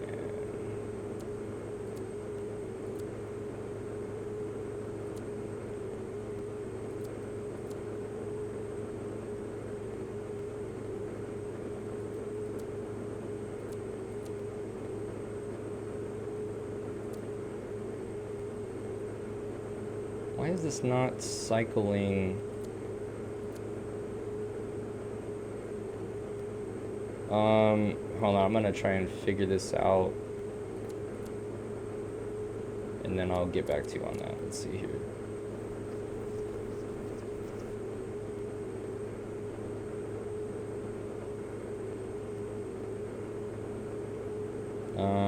Why is this not going direct to LAX?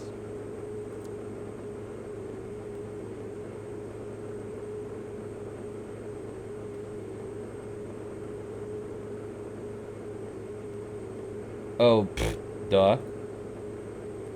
There we go. GPS. Okay, cool. Yeah, so like I was saying, the puppy mill. The pilot mill schools, they tend to not push really for any ground or the minimum ground, because they don't make money off of you doing ground. They make money on the more you fly, the more money they make. So they very much like want you to fly, you know? Puppy mill.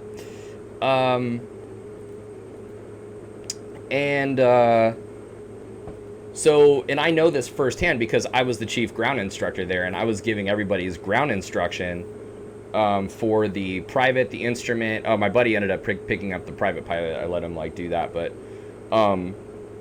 the private, the instrument, and then the commercial, everybody was expected to do on their own. And from thereafter, like everybody's doing that on their own. They would do like a 2-week CFI like workshop or something like that, which is fucking bullshit. Like you need way more time than that.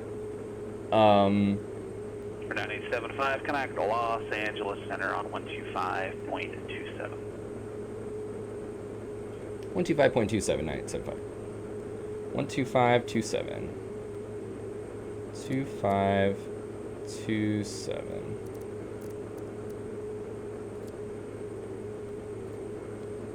SoCal approach 9875 is 13,000. 9875 LA Center, climb and maintain flight level 240. 240, 975.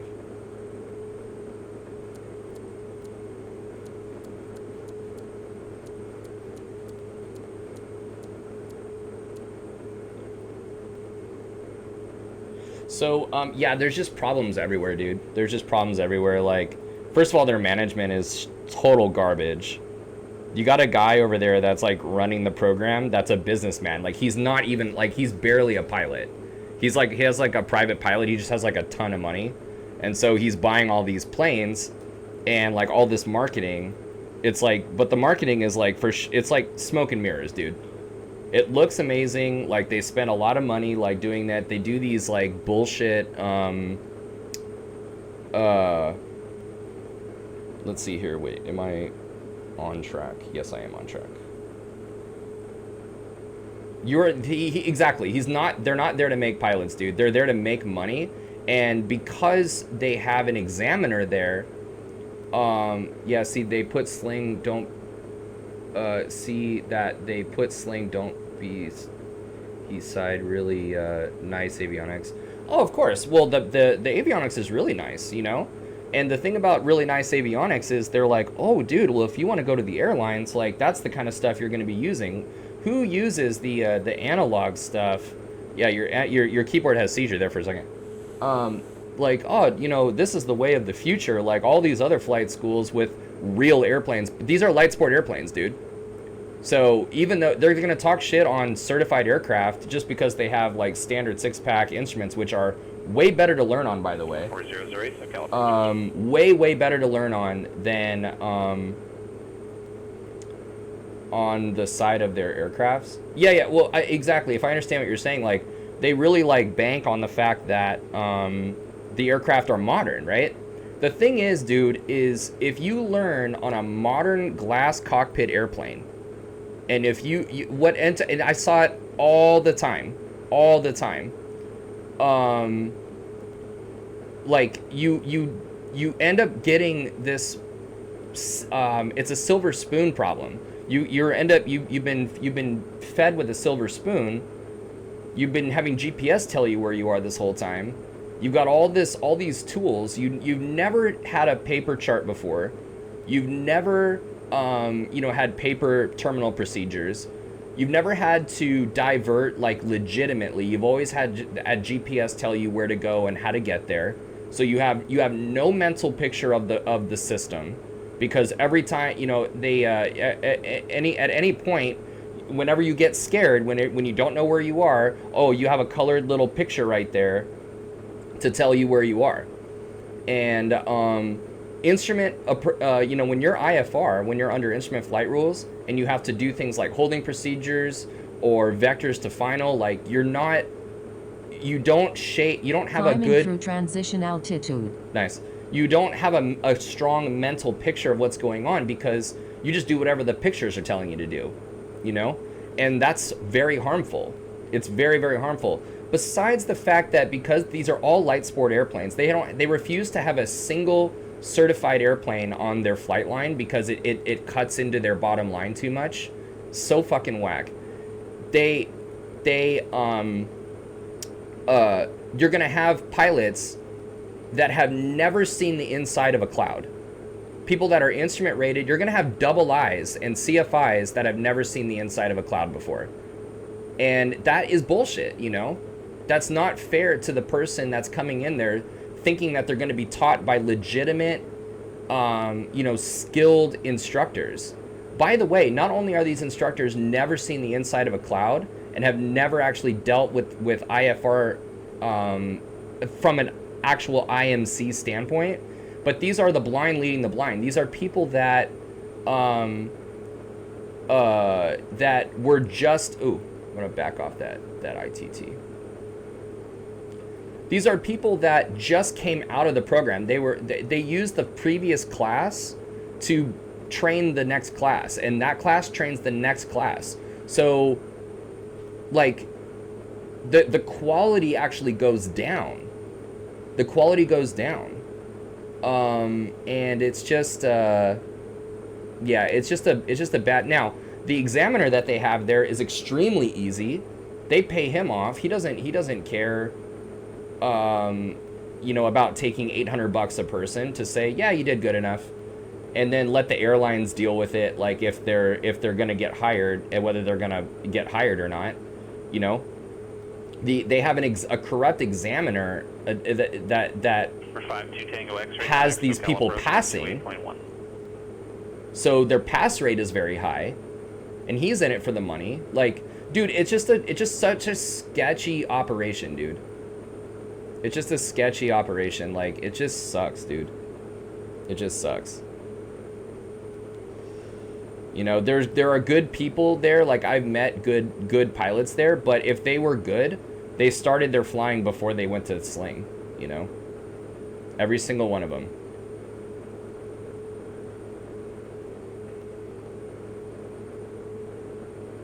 For 52 Tango X-ray, SoCal approach, John 3005. Not sure if I should pick up the light sport. It's from X-Plane. So yeah, the oh, hold on, I missed a couple. B-Pain, learn on a 6-pack, dude. Learn on the 6-pack. It sounds like that they spend more money. We're coming up to 240.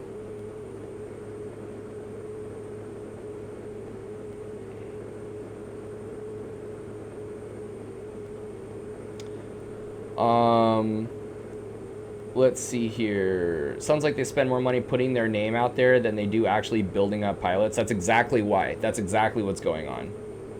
It's so sad, dude, and it's so freaking annoying. 75 Charlie's here. We're gonna have to do something about your microphone. You are barely readable, and you are same thing on the last flight as well. Remain outside Bravo airspace. Not sure if I should pick up the light sport. It's for X-Plane 10. Yeah, then I would just do go in a. Are you running Microsoft Flight Sim 2020 actually?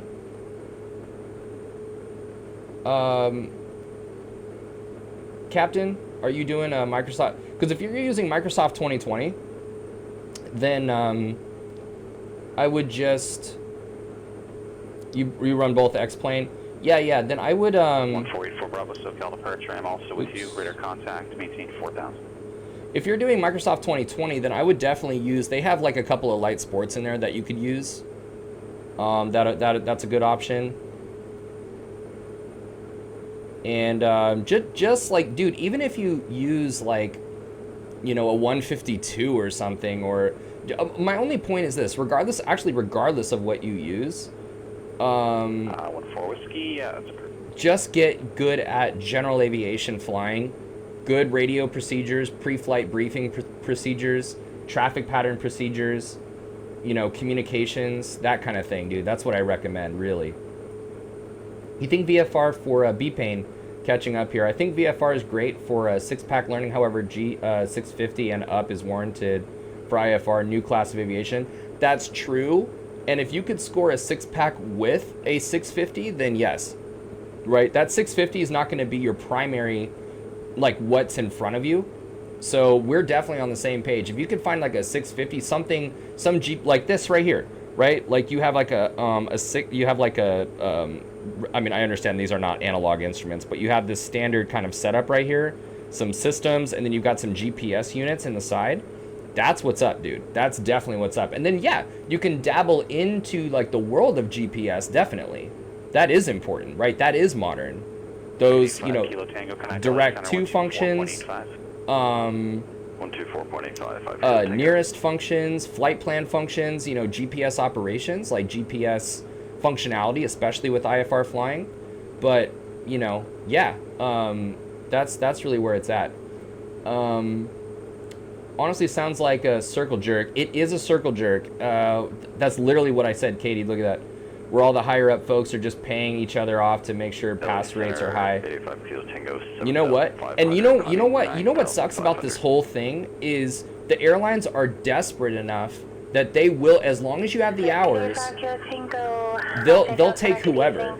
Like if you have the hours, if you're CFI, CFII, even an MEI with some multi-time, and you have the hours, their training departments are so good that they will clean up your bad habits and they will straighten you out. And it's going to be super hard, but they need pilots. They've got the training department. They don't really care. And so no one says anything, right? Everybody wins, I guess. But the fact is if those pilots get in trouble up there, like if their GPS fails, they're fucked. There are a lot of UFO sightings in this area. You know, if their autopilot fails, they're fucked. 7 Alpha, Socal Departure, radar contact, climb and maintain 4,000. You run both, joint deal with local community college, and oh, that's cool, Elios, yeah. As soon as you get, so you get your ground stuff as class from time for credit. Yeah, I mean, what I was doing was, technically your wallet lot loses, exactly.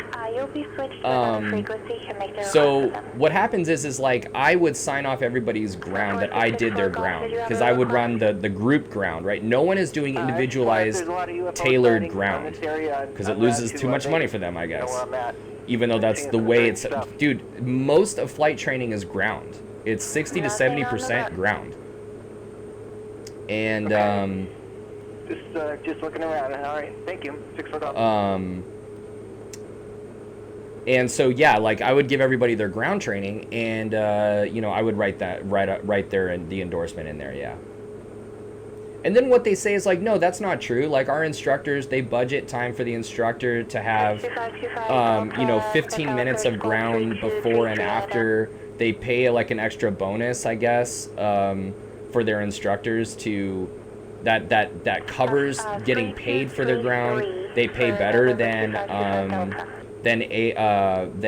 ATP. They pay better than whatever. And it's like those are true, but the thing is different students need different amount of ground. By the way, you need more than 15 minutes of ground before a flight. So that is bullshit to begin with, but you need more ground than that. Some days like you need to spend on the ground and not go fly. And for those days when you're not flying, like there's no incentive for those instructors to sit with their students and do the ground. And if they do need to do the ground, it's expected that they do it with no pay, that they just do the ground that they need to do, or else they're a bad flight instructor. And it's just like, this whole shit is backwards. The whole shit is backwards, dude. They know that the airlines are desperate enough for pilots with just a certain number of hours and a certain level of qualifications. However they got it, they asked no questions, And then they also know that they're going to clean up the bad habits through their training department. They just push the problem off. Fine line. Some students feel they learn better at home and they save money by skipping the ground school. Yeah, it's nonsense, dude. And I will be right back, guys. I'm gonna put this in autopilot, and I have to get the front door. There's a cute missus right here. My front door. So I'll be right back. 2525 Delta, report. And I'm gonna leave the chart up there as we come up to Gorman.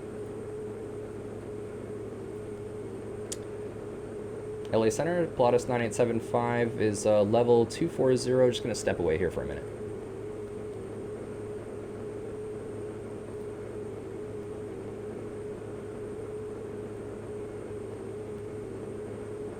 Matter 875, you said you're gonna step away for a second? Yes, ma'am. Roger. Another 25 Delta taking the aircraft type and where you're landing where again?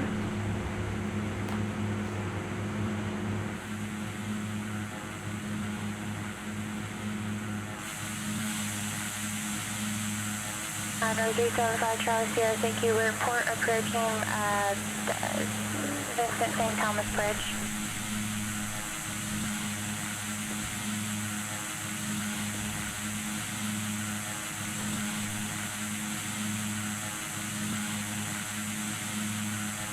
Road 25 Delta Sagan, the aircraft type, and what's your destination?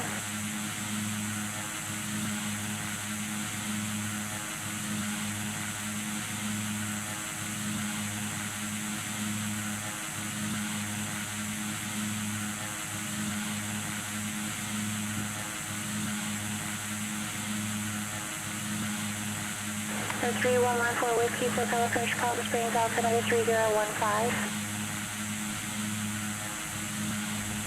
Road 25 Delta, roger.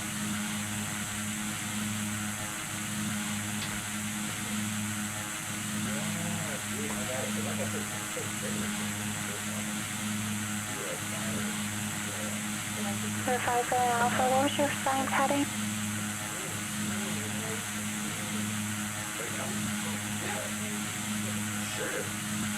Road 57 Alpha, affirmative, say your assigned heading. And that was your assigned heading from ground? Oh, dude, that's the cool thing about autopilot, dude. You guys, co-pilot Katie is gonna hang out with us. So, Katie, what are your qualifications to be in the right seat right here? I know the pilot. Nice. I know the pilot very well. That's awesome. Okay, cool. Well, that sounds good enough for me. Can you do everything, or am I going to sit on the other side of you? Oh, you know what? I can. Here, no, it's fine. Sit on the other side. Well, let's see here. 34 Bravo 127.4. Nice.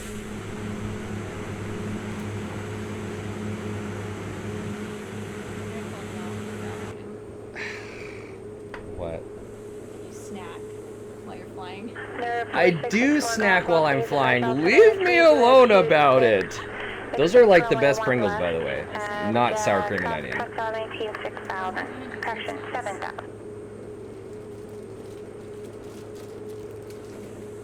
Thank you, boo. You guys, my girlfriend brought me fruit snacks. So pretty cool, dude, right? Like, we got this, like, chart right here, dude. It follows you. That's us right there, yeah. See, and it's going to turn left, so the airplane's turning left. Charlie Romeo Echo Sierra Oscar. Oh, because you're on autopilot. Yeah, I'm on autopilot, so it's following this GPS course right here, where, 85 Kilo Tango, radar service terminated, squawk V farm, frequency change approved. So it's pretty cool. It's pretty cool. Okay, let's get back with that. LA Center, Pilatus 9875, back with you, 240.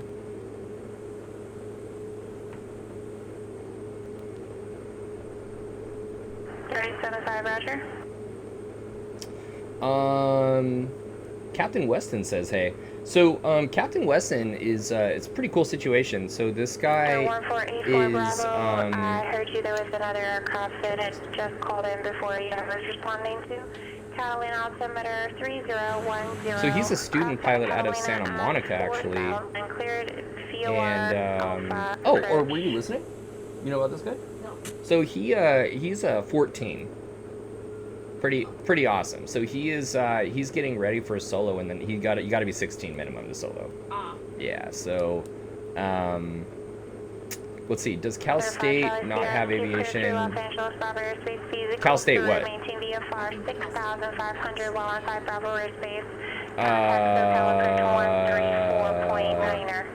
I don't know if any of them. I don't know. Maybe. I do know that Cypress College. I know there are several community colleges that do.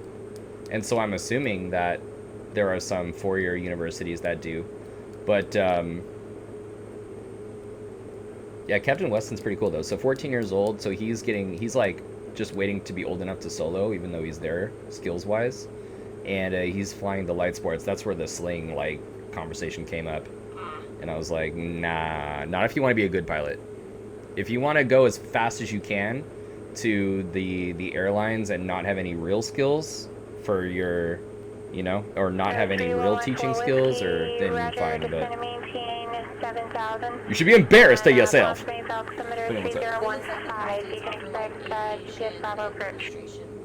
Ooh. Right.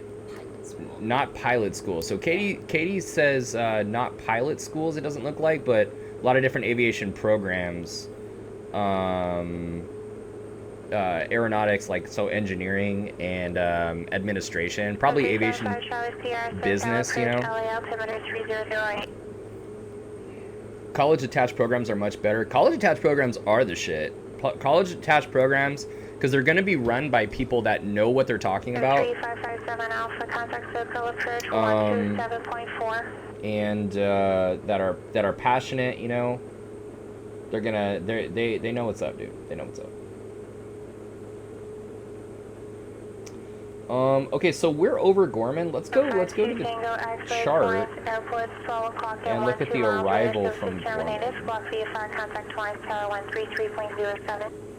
What's up, boo? Cal State Fullerton? What do you see there? Do they actually... Because that would be cool if Cal State Fullerton... Like I know, for example, like Cypress College, they are loosely affiliated, like, with my flight school. And I know Mount Sac is probably Brackett. What other ones? So yeah, there are definitely a couple out there, but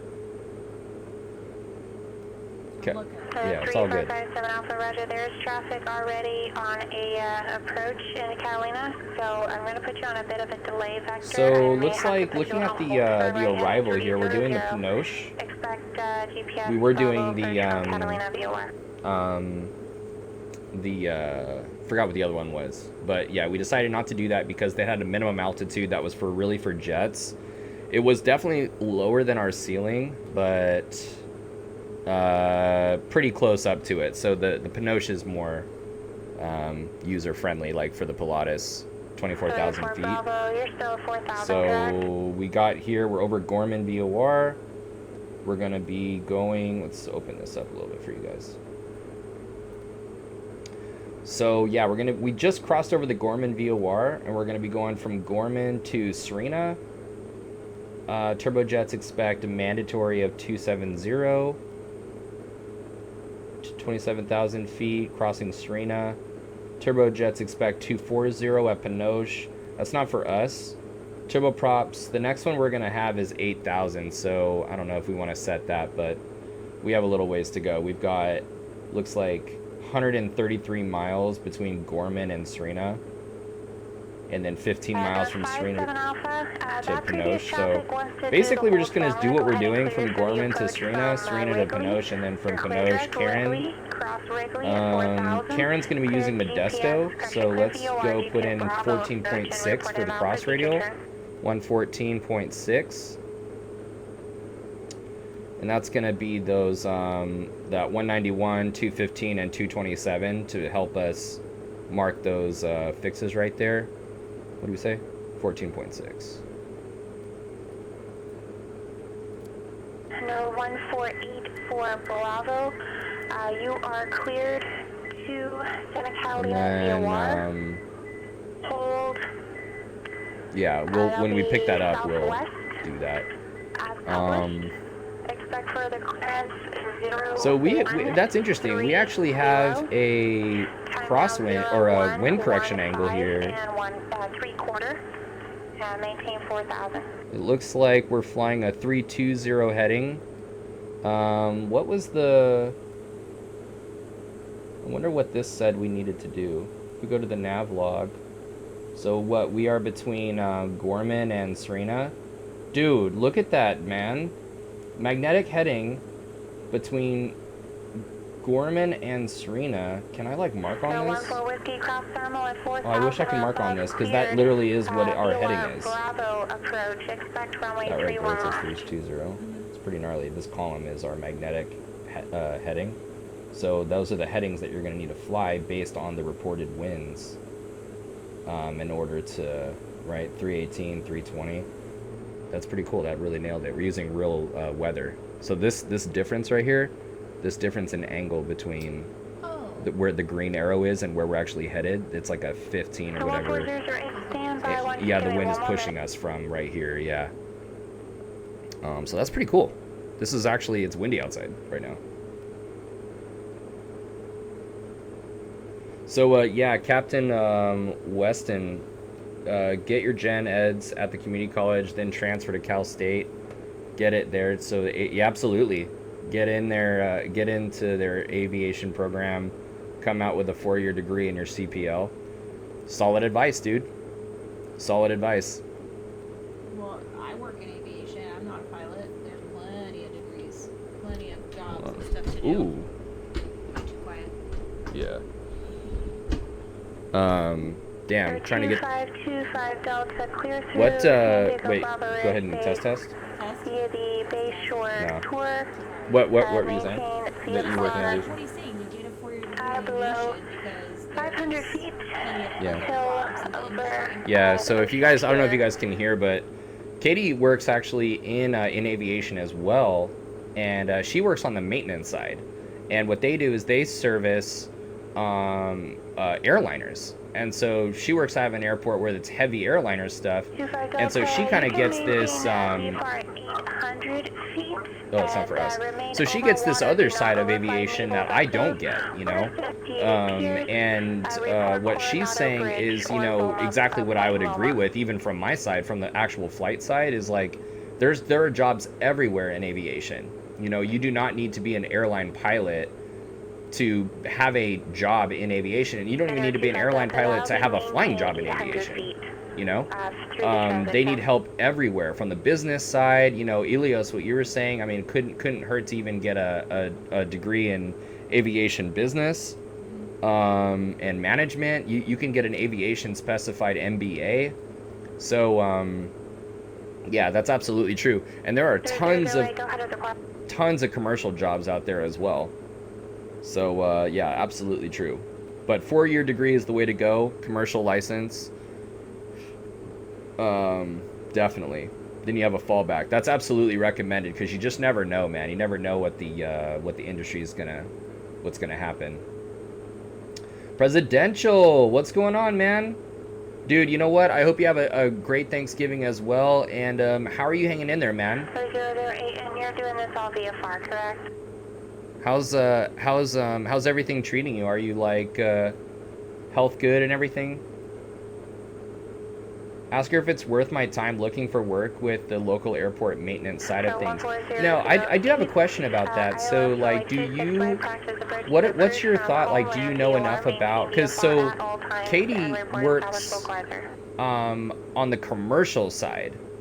And from like the airline side, so local airport maintenance stuff, there's similar things, but a little bit different. Now, can you speak to that at all? Like his question about, is it worth somebody looking into maintenance at local airports, or?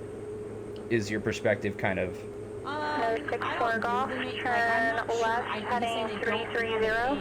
School. Mhm. They do need an A&P for certain types of maintenance work, but I know they do like on-the-job training for things too, and it's just, you know, it's a matter of hours that they need. So there's probably something that you can do aviation related if you can't find an A&P school. I don't know. That's a good question. Because you need an A&P license to actually work on the airplane and tuck into it. Yeah, just like project at it. You don't have to be like right here, but just project at it. There isn't anything local, Elios? Yeah, he says, what does he say? That looks like the options if you can't get or find an A. Oh, like what's the options if you can't get or find an A&P school? Oh yeah, like you need to be an A&P, I would think, right? To work on the plane, yes, you do.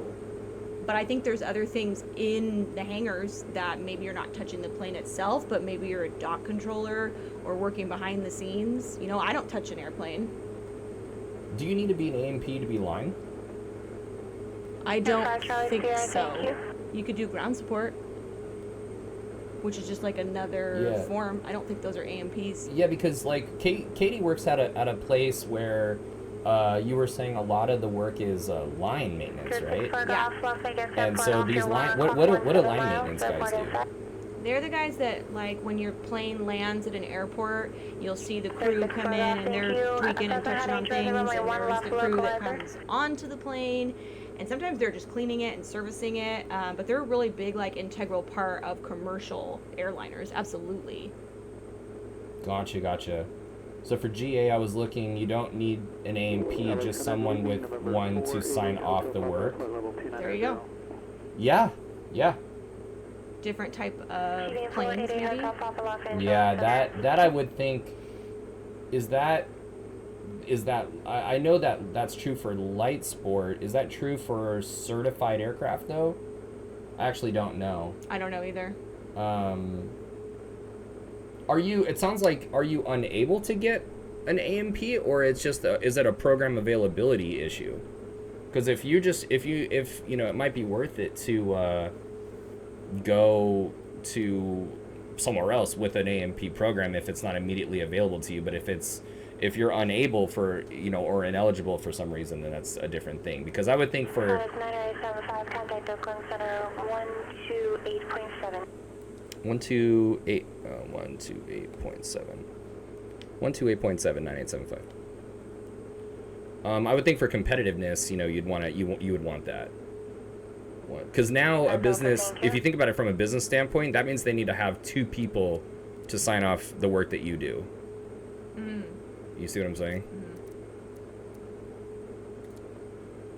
I just wonder if it's worth my time even asking around. Yeah, I mean, listen, if you don't have anything disqualifying you from getting one, let's see here, actually. There just aren't any schools, but looks like the FAA says you can apprentice. Yeah, if there's nothing barring you, LA Center, Plaza 9875, level 240. If there's nothing barring you from... 9875, Oakland Center, good evening. Good evening, Oakland Center. If there's nothing barring you from actually getting an A&P, dude, you got to get that A&P, man, because then now you're a standalone employee that doesn't require the supervision or sign off from some other person. They got to pay both you guys to stand, to do the work and stuff. So, yeah. But that'd be cool, man. I think that, getting into maintenance is actually pretty awesome. And, Katie works in a really, really cool environment. Like, I mean, the whole business is full of like good leaders, and it's a well-coordinated effort, and there's always a demand, there's always new work to, can you speak to that? Like maybe, what are you finding in terms of market and like demand? I mean, is it challenging to find people in need or airlines in need of maintenance, or are there so many of them out there that the work is really everywhere and just a matter of finding the people? Or what's your take on that? The work is definitely there. We're always hiring. We're always hiring mechanics. We're always hiring office. I mean, I'm trying to hire right now. IT is trying to hire right now. Human Resources is hiring. Training department, safety department. There is all kinds of positions, totally aviation related, that they're trying to fill, and none of us are A&Ps in that side of it. And then the A&Ps, it's a pretty heavy turnover.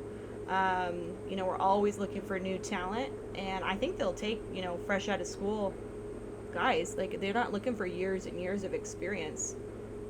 But if they can apprentice, I don't know if commercial does that, but I'd be willing to look that up.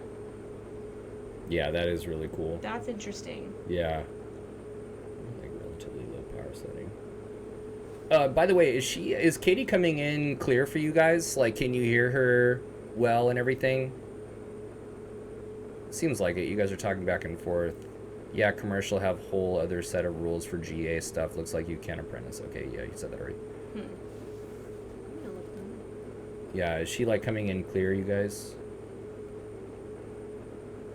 While we get closer, we still have a ways actually to Serena, but let's go ahead and brief our approach while we come up to it. Thanks for that insight, Lobu. All right, so we briefed our arrival already. Karen, Board, Bushy will be off of a cross radial from Modesto, and then Sunall, and then I'm assuming between Bushy and Sunall, we're actually going to be vectored clear direct to Symbol, which will be our approach. We got this RNAV. Let's go ahead and expand this here. So we'll be doing the RNAV. So we got page 12.4 and August 17th of 11, or I'm sorry, August 11th of 2017. We're looking at the RNAV GPS Yankee, runway 28 left. 13377 will be on the ATIS. Let's see here, 3377, we got that. We'll be on with NorCal approach, 2535, and then the tower for runway to the 28s on 118.3. Ground's gonna be on 121.9. Let's put that in, 121.9. Sounds good. What's up, Boo? It doesn't look like it's necessarily a requirement of the FAA. For which level? Like to work as an A&P position. It's like you can work under a licensed A&P and you get hours and they sign it off. Sure. Gotcha, so you gotcha. have to find a company that's willing to take you on for that. Gotcha. It could be something. It sounds like it's worth looking into, Elios, and then that'd be cool, like for you to have an impact. Also, you know, we're all just trying to have meaningful work with meaning, where we can help people, where we can be on good teams, that we can do work that helps other people do what they do. And maintenance seems like a really cool thing to do to help, you know, keep things moving. It's pretty awesome. RNAV Yankee 28 left. So final approach course of 278. NorCal approach 135.1. Vodzi crossing the final approach fix at 1900, down on an LPV to a DA of 209, 200 feet above the ground, touchdown zone elevation of 9. MSA is 5100 all the way around. Missed approach is a climb to 4000, direct Soyok. 285 to South Salito VOR to hold at the VOR, climbing the hold to 4000. It's a direct entry. Notable terrain, spot elevation actually between Symbol and Jupap.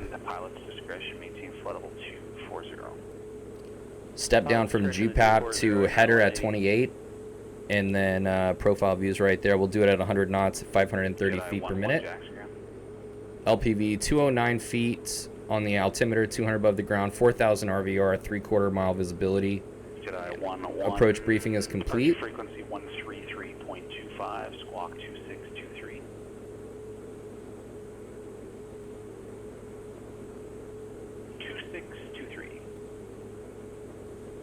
Cool. And now we just wait for Serena. Yeah, thanks for looking that up, Boost. That's pretty interesting. Seems like the opportunity is there to apprentice and to actually, you know, work on your skills. So I'm looking at our actual job postings right now to see what the requirements are.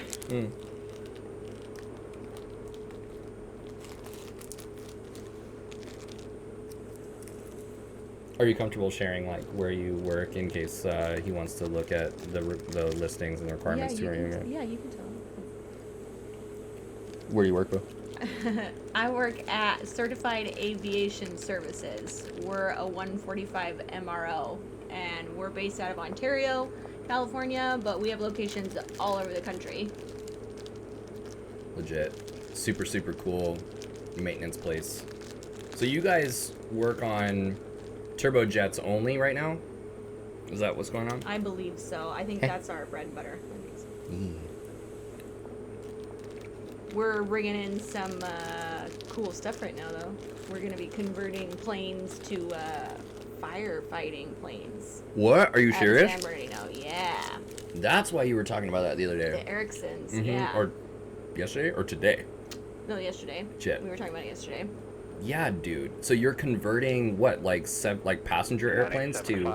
Yeah, P-2F, like passenger to freighter conversions. So we take like 737s that fly people, and when they no longer have that need, we convert them to fly other things. So cargo and water and chemicals for the fire department. It was pretty cool, actually. That is pretty cool. Yeah. For 9875, cross board, then maintain 8,000.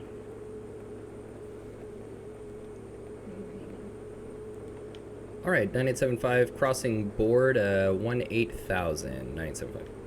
No, it's just 8,000, not 18,000. 8,000. All right, 8,000 at board 9875. Sorry, other aircraft calling. I stepped on you. Was that? It was a altitude restriction, so like right here, he said cross board at 8,000, and we've got board is over here. So the question is what's our descent rate got to be? And so what I'm gonna say is we're gonna calculate top of descent right now. So let's actually go to the GPS and see how many miles we have left. So we've got cumulative. So to board we have 108 miles left to board. So if we have let's just say 100 miles and 8,000, by the way, so we're at 24,000 feet. To get down to 8,000 is 16,000 feet, and we're gonna do it in 100 miles. Oh, dude. Let's actually do it. Let's stay up high. Let's do it in Jedi 11 Jackson Tower. 50 miles. When we have 50 miles left. 110 runway 19 are clear for takeoff. Wind at 09085. Actually, let's do 60. So 16,000 divided by 60 is 266 feet per nautical mile. And the thing is we're going to be doing, what are we doing right now? We're doing our ground speed 238 knots. So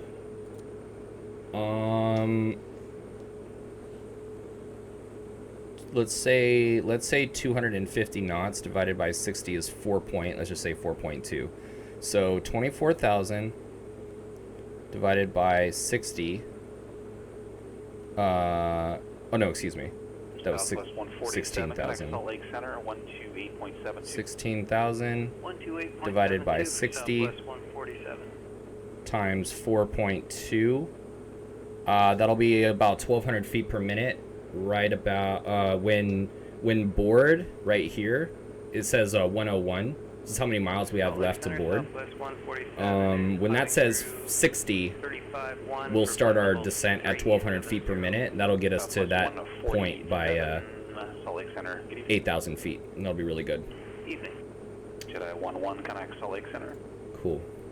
And so that's what I'll do is I'll put in 8,000 right here.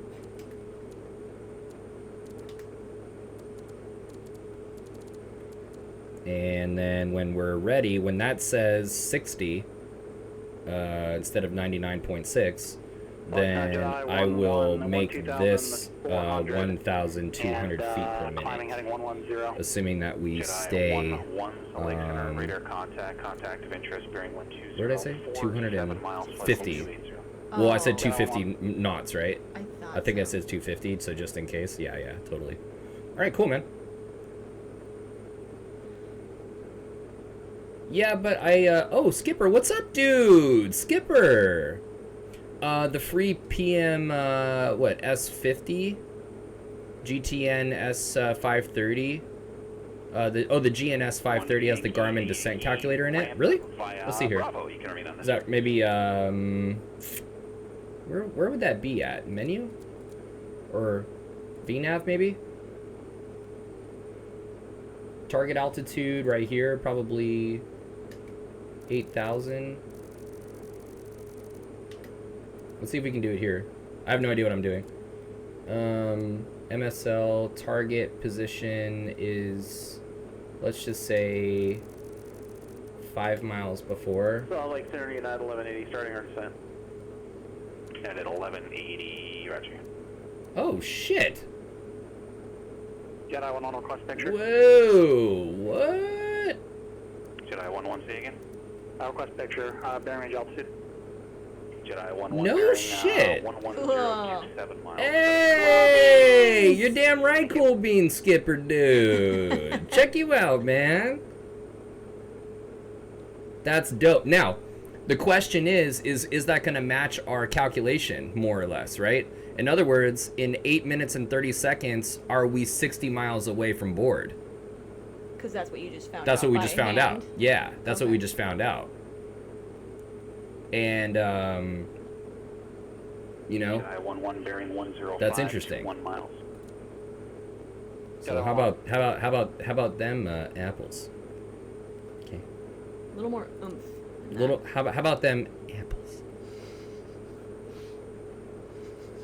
Like that? How about them apples? United 1180, connect No. Salt Lake Center 133.25.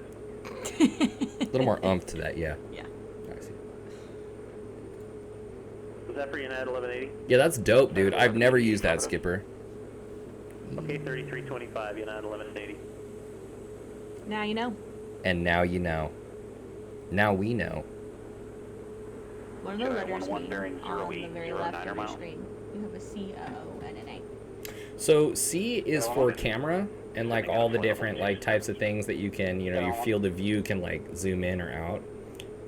The O is for options, these different things that you can like passenger door open. Pretty nice. And then this is for autopilot.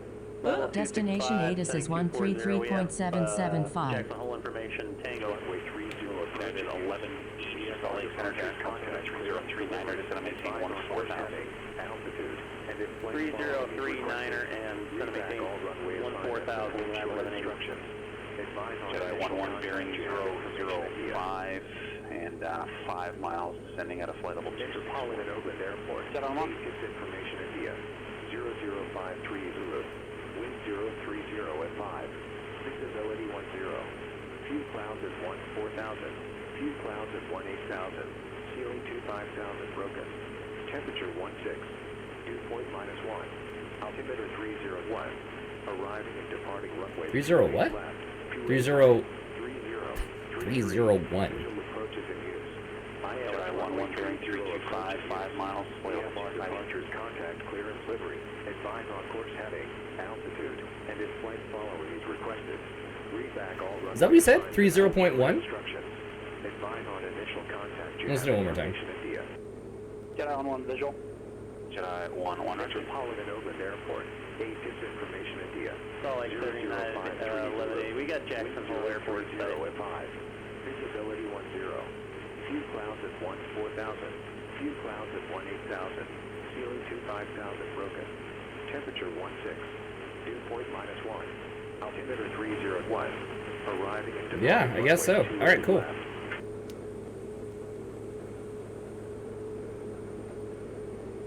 Oakland Center, Pilatus 9875 has information India for Oakland. or 9875, roger. Dude, Skipper, that shit is dope, man. That descent calculator. So then if I go to VNav, is it going to 709 heavy, Portland do that ground, on its runway own? 10 right, Is that what that taxi means? via Echo Charlie, cross runway 3. If I go Charlie. into, oh, there is no VNav. I mean, there's approach mode, but there's no VNAV, so never mind. And Jedi on that United 1180 will now be 1180 flight of 2. Oh, there we are. Cool. United 1180, or Jedi 11, roger.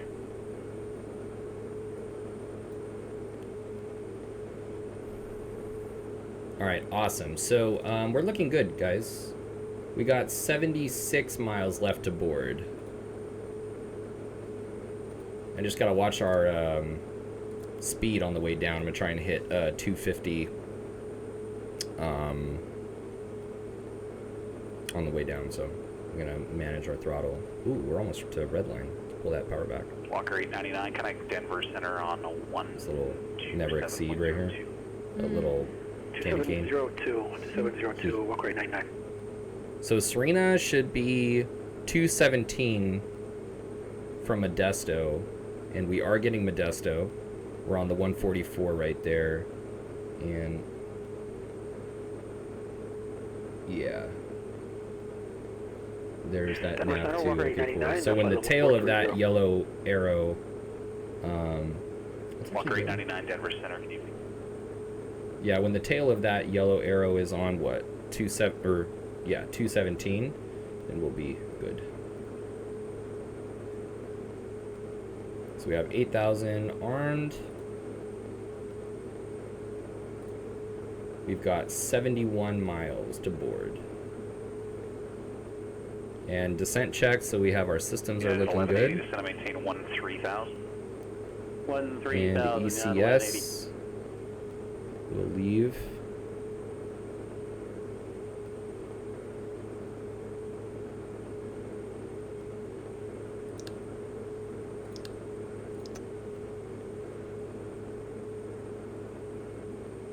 And we have no clouds coming through the descent, so we don't need any de-icing on or anything. Walker 899, descend at pilot's discretion, maintain flight level 240. We'll descend at pilot's discretion down to flight level 240. Walker 899. All right, cool. So we're 5 pounds differential pressure, and we're looking at about 7,000 foot cabin altitude. Pretty nice for 24,000. We'll check our descent check. 1180, turn left, heading 270, vector Jackson. Left Yep, turn, ice, 270, power, cabin, set to field elevation plus 500. So we'll set that 500 here in a second, and then before landing, put the flaps in as required, and then on final we'll check that. So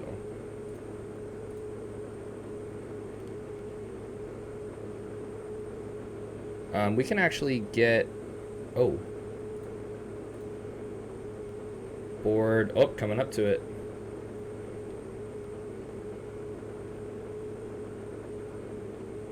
Just keep an eye on it, actually, and keep that up there.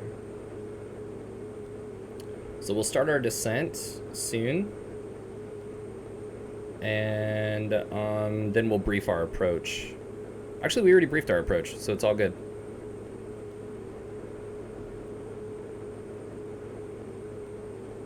And we're not going to be on it for some time anyway until we're done with the arrival, so as we come up to Symbol, we'll go over to it. But all right, here we are coming up to it.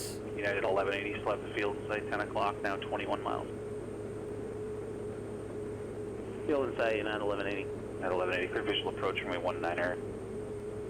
All right, close enough for me. I'm going to pull power back and descend down.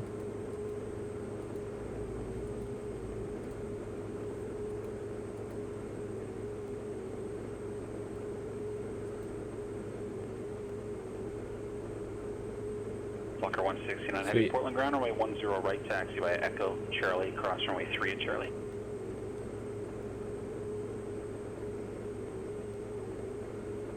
It feels so much later than it actually is. I know. Dude, I'm tripping. It's not even 6. All right, so we got this 1,200 foot per minute descent going on.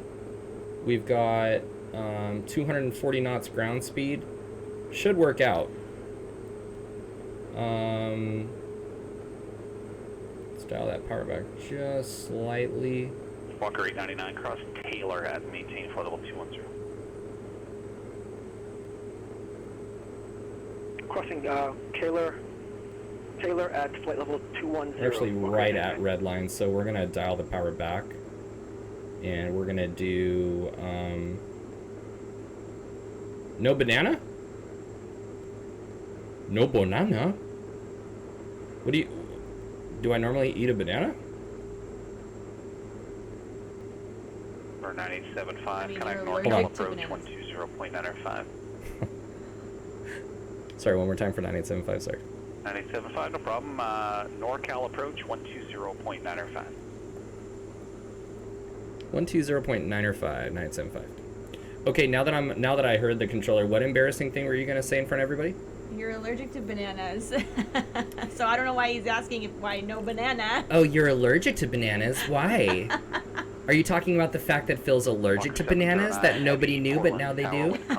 Is that what you were? That's important. Is that what you were referring to? You don't want them to try to feed you bananas. I see. I'm embarrassing you because I care.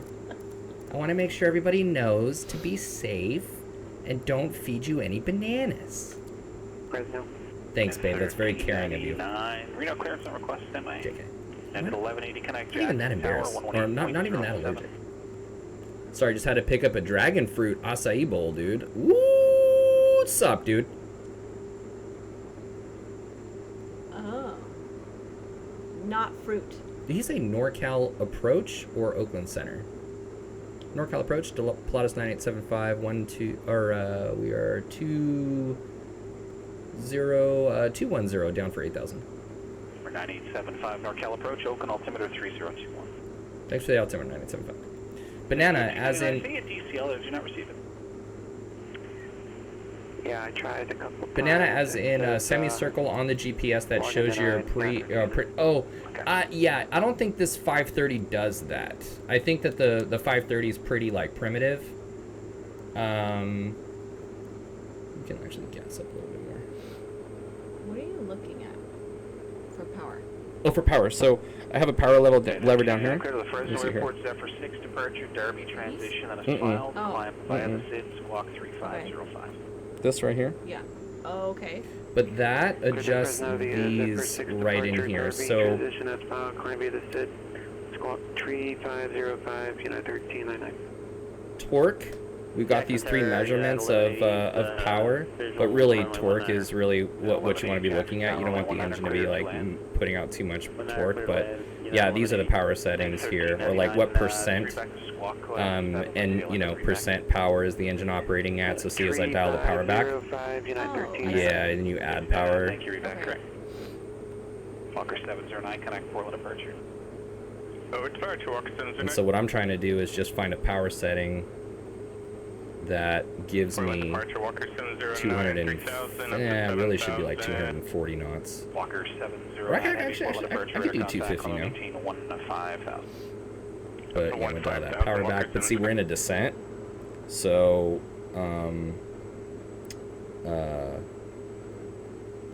the speed, you know, it'll tend to increase.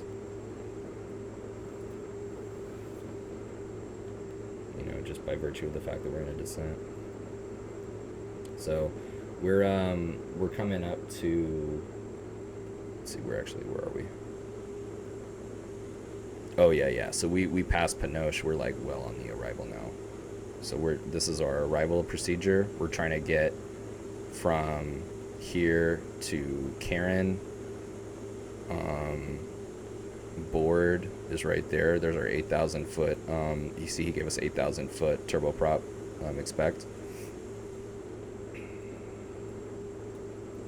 And then transition altitude. Bushy, and then Sunol. But then once we're actually in this area, the airport's right here. So we're gonna go from between actually after Bushy, somewhere between Bushy and Sunol, we're actually gonna be on this approach right here. We're gonna be boom. It's just like go from Symbol to Jupap and then straight into the airport, and we'll land.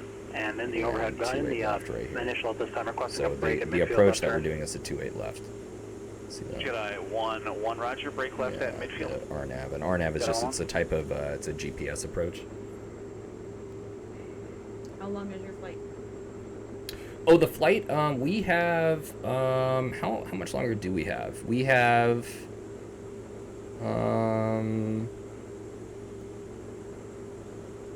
let's see here.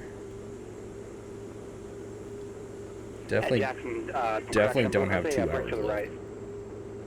Jedi 1, roger, brake right approved. And the brake, Jedi 1. We shouldn't have much longer at all, actually. Oh, here we go. Oh, nice. Alright, sweet. Yeah, I'm just trying to find... There we go. Walker 709, heavy connect Seattle Center 135.15. Yeah, dude, like 8 minutes left. 15, Walker 709. Eight, I would say like 8 minutes based on what the thing is saying here.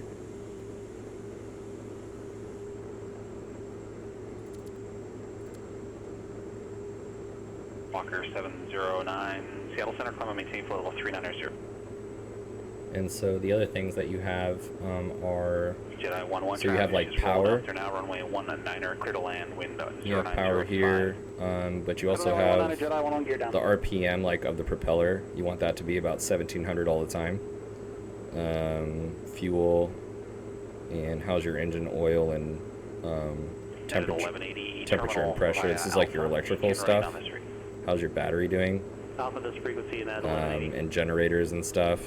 Walker 169, heavy And that's what all this is up here. This is all electrical, you know, lighting and systems. This is pretty cool down here. This is like a panel that'll show you like any errors or like any sort of like system issues right here. That like it'll come up like they call it an annunciator panel, kind of what you have in your car. And landing gear right here, kind of nice.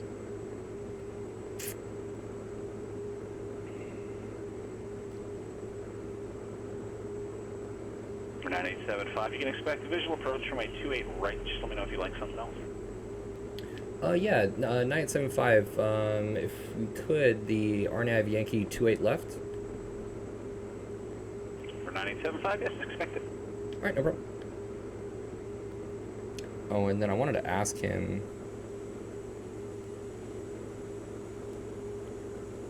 For that, do you guys just vector from Bushy instead of going to Sunil?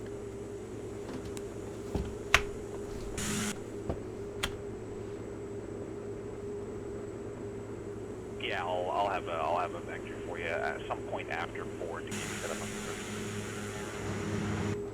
the Sorry, you said you'll have vectors at some point after what? After the board intersection.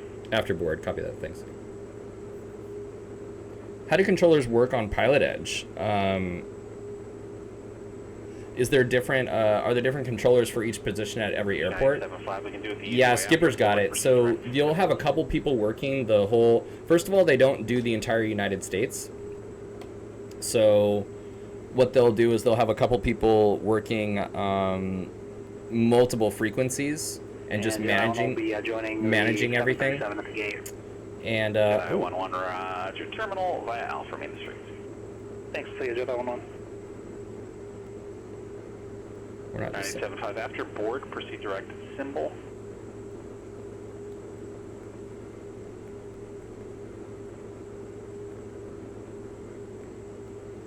All right, after board, proceed direct symbol 975.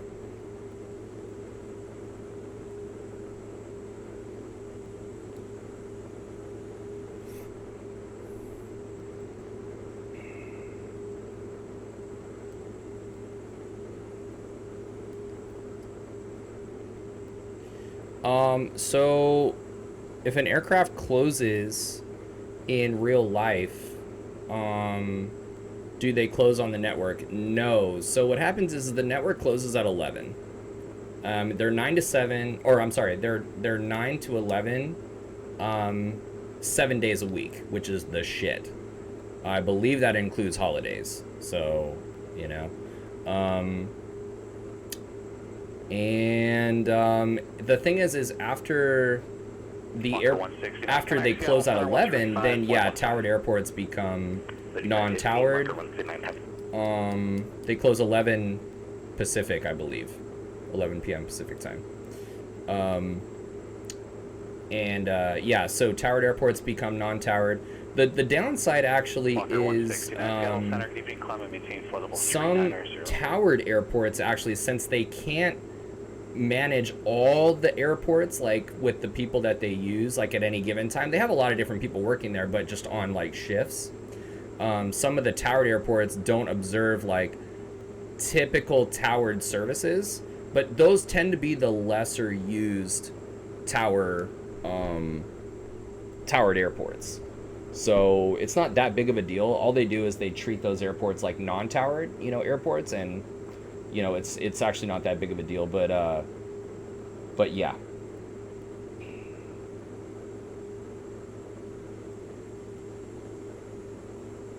So we're definitely we're definitely there, dude. We got 13 miles to we have 2,000 feet to lose in 13 miles. Yeah, I think we're gonna be able to. We're doing 1,000 or 1,200 feet a minute, and we're doing about 4 miles a minute. So in our calculation was totally correct. Our calculation was totally correct because we wanted to be at 8,000 feet about a few miles prior to board.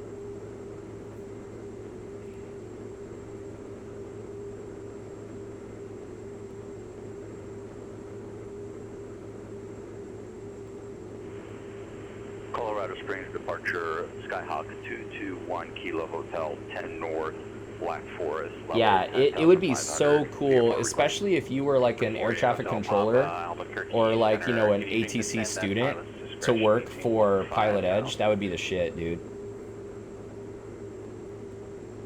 Honestly, Captain, I understand that it's like paid and so it's like, but it's so worth it, especially for a student pilot. Like, man, it is so worth it. 1 Kilo Hotel, we're about 11 miles.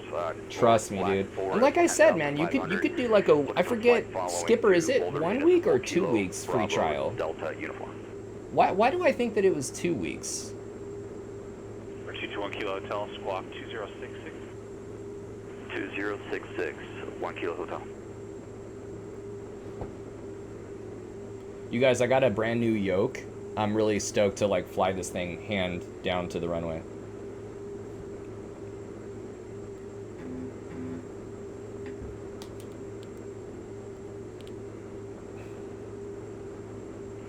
Kilo Hotel, you're radar contact 12 north of Black Forest. And same volume on delivery. Colorado Springs, altimeter 3030. 3030 and 21 yeah, Kilo 2 weeks free trial, dude. 2 weeks free trial. Dude, you know what? I upgraded from what I had, but it's still not particularly, Hotel Papa, sophisticated. But it's the CH Products Eclipse. Yeah, 3017. It's pretty responsive so far, but I haven't really flown this by hand really at all. We're leveling off here at 8,000, so I'm gonna power up here. And there we are, dude. Dude, look at us at board. We're at 8,000 at board. We have 20 seconds to board, and we're here at 8,000. Dude, top of descent calculation, man. That's awesome. And then board, he said, direct symbol. 6 miles from Papa. Yeah, we can't see the field quite yet, but we'll change to Unicom. Thank you. Roger, radar service terminated. Squawk VFR change to advisory frequency. Squawk VFR and advisory 69 Alpha Papa. 9875, descend and maintain 6,000. 8,000 for 6,000, 9875. 221 Kilo Hotel, connect Denver approach 126.1. 126.1 to 1 Kilo Hotel, good day.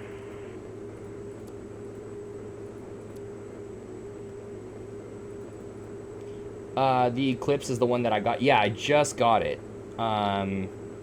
Pretty nice.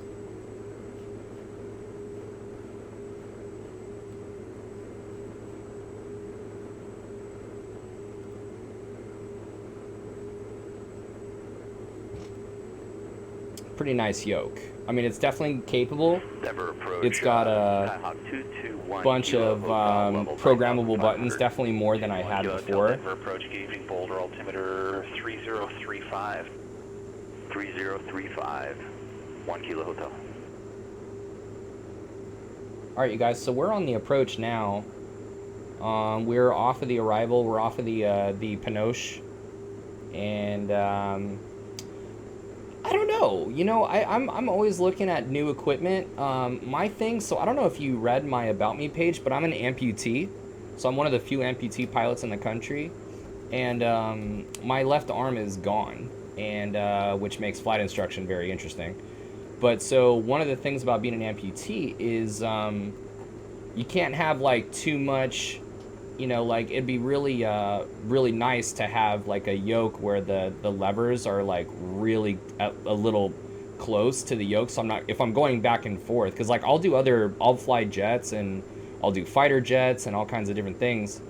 So if I'm going back and forth between like a throttle quadrant and something else, it's kind of a pain in the ass, so I like to keep it right here close. And the other thing is I'm like all out of USB ports, dude. Yeah, I have trim on the yoke. Yeah, exactly. So he did not clear me for the approach yet. It'll be nice to level off here at 6,000.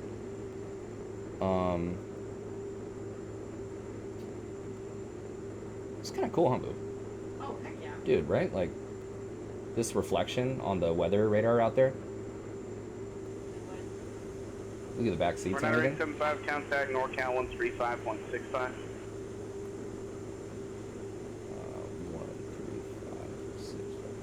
135.65, 975. 135.65.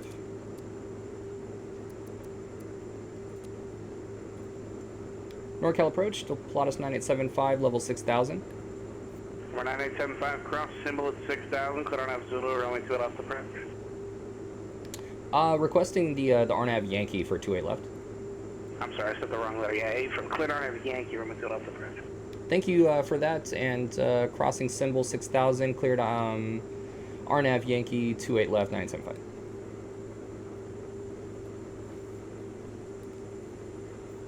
So he cleared me at symbol 6,000 because it's a 5,300 mandatory. So 6,000, I'm clearing some terrain right here. You need that minimum clearance, like, you know, above all this terrain. Imagine doing this, you can't see outside. Yeah. This is like kind of real deal. I mean, look at this shit. I mean, that's not a fucking hill, you know what I mean? It's kind of some sizable terrain, and it's really either side too. Look at this shit. I mean, you're not exactly a million feet up in the air. So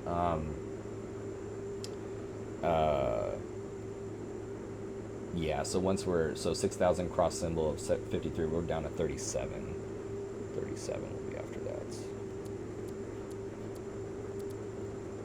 All right, cool. Arm that bad boy. And then we put that arrival in. Yeah, symbol, GPAP, header, VODZ, Tenny. Wait, let's see here. Header, VODZ, Tenny. Yeah, see, so they just didn't have. So see, Navigraph just doesn't have everything. But they did have all these approaches in there. They just didn't have the SpaceX in there. Let's try and slow down. Yeah, dude. The Eclipse has everything. Everything on the yoke, which is really nice. Now, Ilios found something really cool. He found the turtle. What is it? The turtle. Something. That was like, that didn't have. It had the throttle attached to the yoke on the side, but it had like power, prop, and mixture for GA flying. It had a jet throttle quadrant for like like a multi-engine jet. Dude, that thing was like $700, but I would definitely save up for one of those, dude. Or even run you got little clouds here. Let's make it interesting, dude. Let's like put a little cloud coverage in here. Add. Good evening, Reno Ground, United 1399 at the terminal, current with Tango, ready to taxi. United 1399 Reno Ground, runway 16 right, taxi via Alpha. Yeah. 16 right via Alpha, United 1399. Stath. Or Stathy. Hello, hello. Welcome, welcome. We're in the PC-12 on our way into Oakland right now. We're just coming up to Symbol. Let's see, yeah, we're direct Symbol in 40 seconds.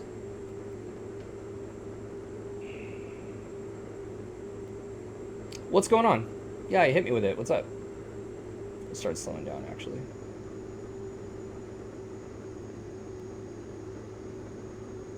Symbol, and then 37. So we're doing 200 knots, 198. Yeah, we started, there's our, and popped up right there. Kind of cool.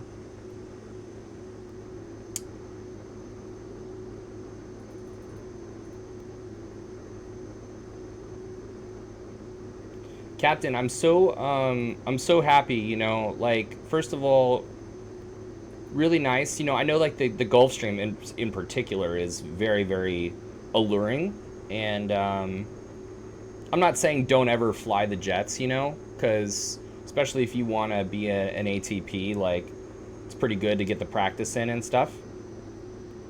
Hold on, 163 is 15. Okay, let's start slowing down for some approach flaps. And then gear down, 177. Turtle Beach. Yeah, the Turtle Beach. Yeah, dude. Yeah, like, you know what I'm saying, man? Like, just keep your eyes on the prize, like, on the immediate one, you know? And,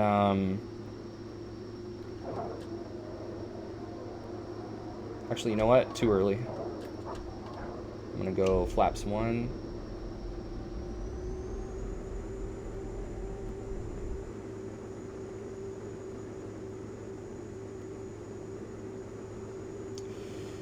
So yeah, French delivery. Advise on course heading, I just want to get altitude, and if flight following is requested, read back all runway.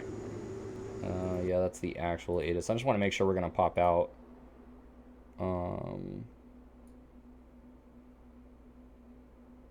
1,000 feet. Yeah, there we go. That'll work.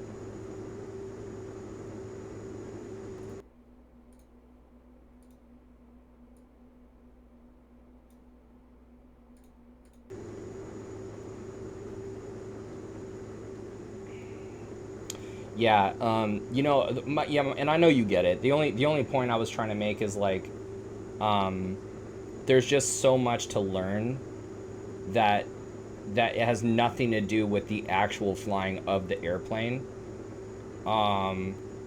Playing God, yes. No, there's just so much to do, like, in terms of good procedures. And, you know, briefing your approaches and that kind of thing. Like, let's see here, GPAP. Oh, and then header's going to be 28. Stay on top of that. Sorry? I think it says teeny, but it definitely can say teeny. You know what? It says teeny. Cute.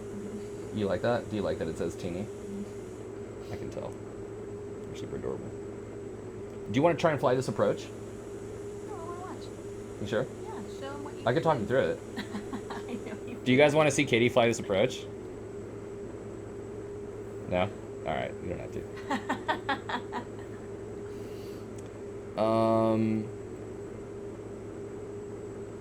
That would be sick. Captain said, let's do it. Oh, Jesus. Alright. I don't have to. It's alright. What do I have to do? Not crash. GPAP 2800. And yeah, let's go. So we're 2800 and then header. Tower, United 1399, hold short. Oh yeah, and you know what? Let's put in the tower is gonna be 118.3. It's gonna get real busy. 118.3. That's right. And then header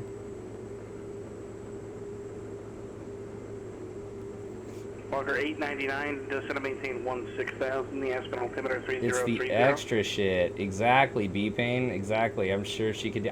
You know what? Maybe one of these days we'll get her in the cockpit. I believe she can. I believe she can. She's good. She's good, dude. She's flown it in real life. I've taken her up in the airplane in real life, and she's actually flown it, dude. She did really good. You did.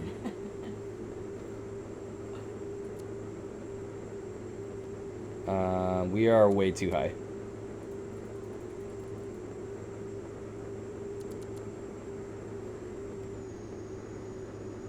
Okay, and gear.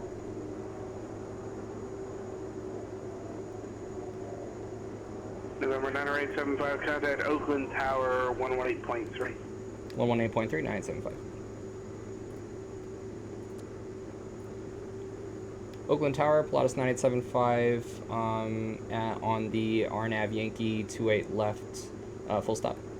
9875, Oakland Tower, 28 left, clear to land. Clear to land 975. Clear to land 28 left 975. Contact Phoenix approach 133.57.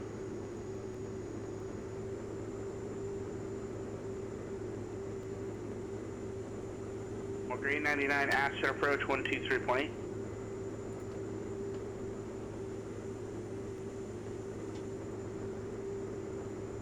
Aspen approach, Walker Autopilot's coming off, baby. 18,000, descending 16,000, requesting RNAV, Foxtrot approach. Walker 899, Aspen approach, turn right heading 360, vectors for red table. You can observe the RNAV Foxtrot from red table. Cockpit distraction and non-sterile cockpit. Yeah, exactly, dude. I'm trying to run this stream and like... Oh, dude, we got some wind right now. Is it pushing you? Yeah. Phoenix approach, November 488, Hotel Papa 15,000. Looking for Alright, gear down 3 green. Before they Hotel Papa, and let's get... 3018, center maintain 10,000. 10,000, 3018, Hotel Papa. Yeah, trim is pretty sensitive.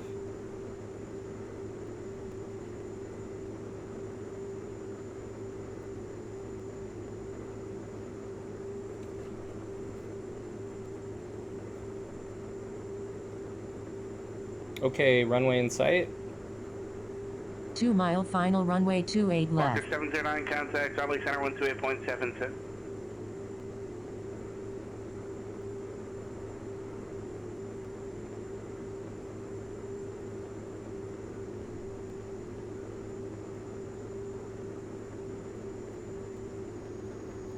And landing flaps. Walker 709, that's all we set around.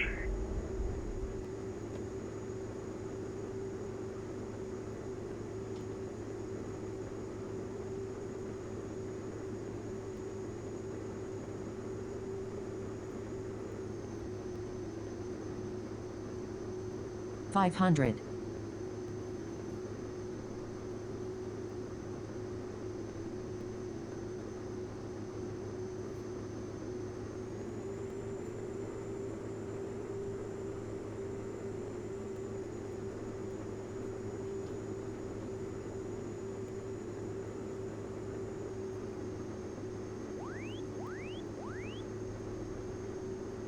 Jackson ground, hello, United 1180, clearance to Salt Lake, please.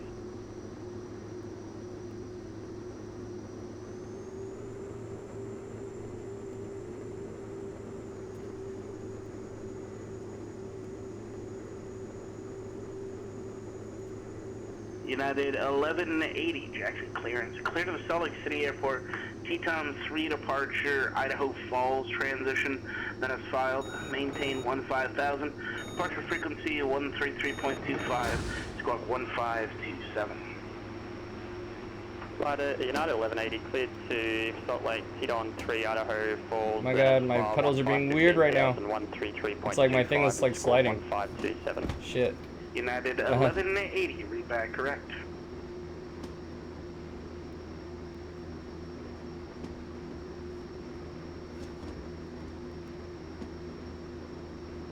Alright. Where are you? Oakland. Oh, am I supposed to say welcome to Oakland? Is that what you're saying? That? No, I just didn't know where you were flying into. Oh, yeah, Oakland, yeah. You could say welcome. Like, you didn't say it. This is your captain speaking. Welcome to Oakland. Welcome to Oakland. Local time is... welcome to, Oakland. You gotta tell them local time and temperature. Totally, dude. Outside time. Yeah, just stick your hand out the window, dude, and you'll get the temperature. Alright. Marker 169, contact Public Center 128.72. That's good. And then flaps. And then we have condition to Marker ground 169, idle. Public Center, hello.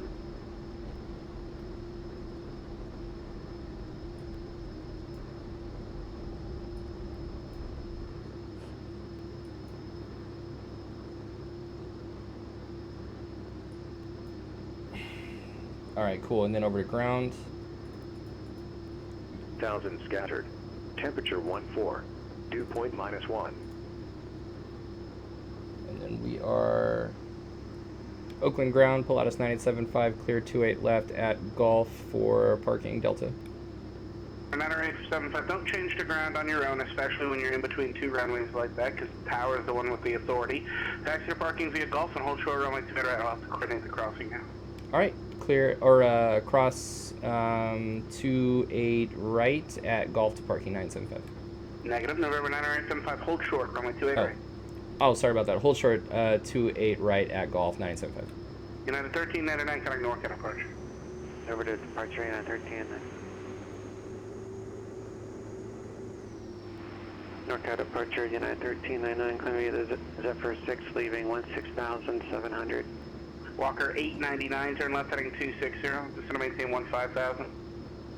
Approaching runway 10 left. Captain, that's definitely right. true. United 1399, let's see, NorCal, radar contact, climbing table level 190. Yeah, no, that's very true. Maintain for level 190, United 1399.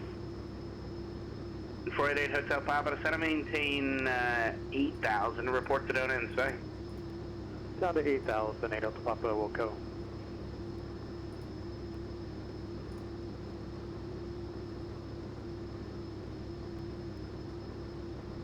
He's making me wait here for no reason as a punishment.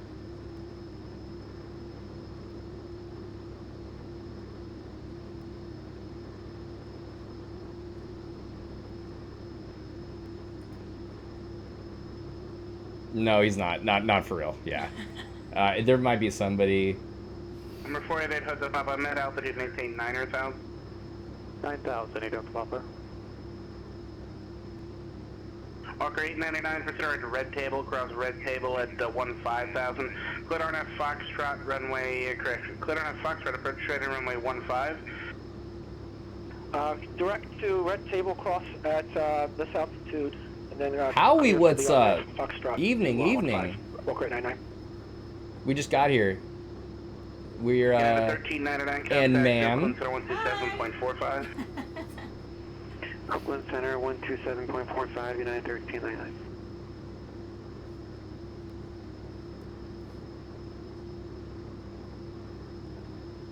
Oakland ground, Pilatus 975. November 9875, stand by 1 second.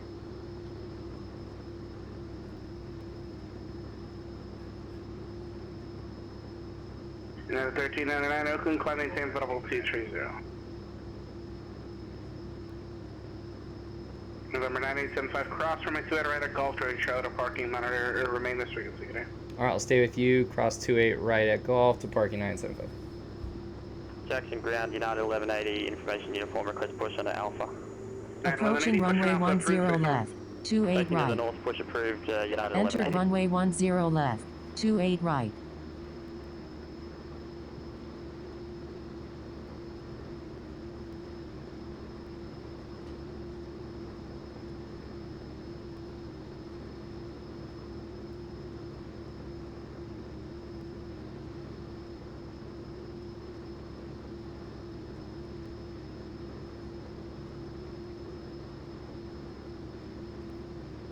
Just gonna pull out right here.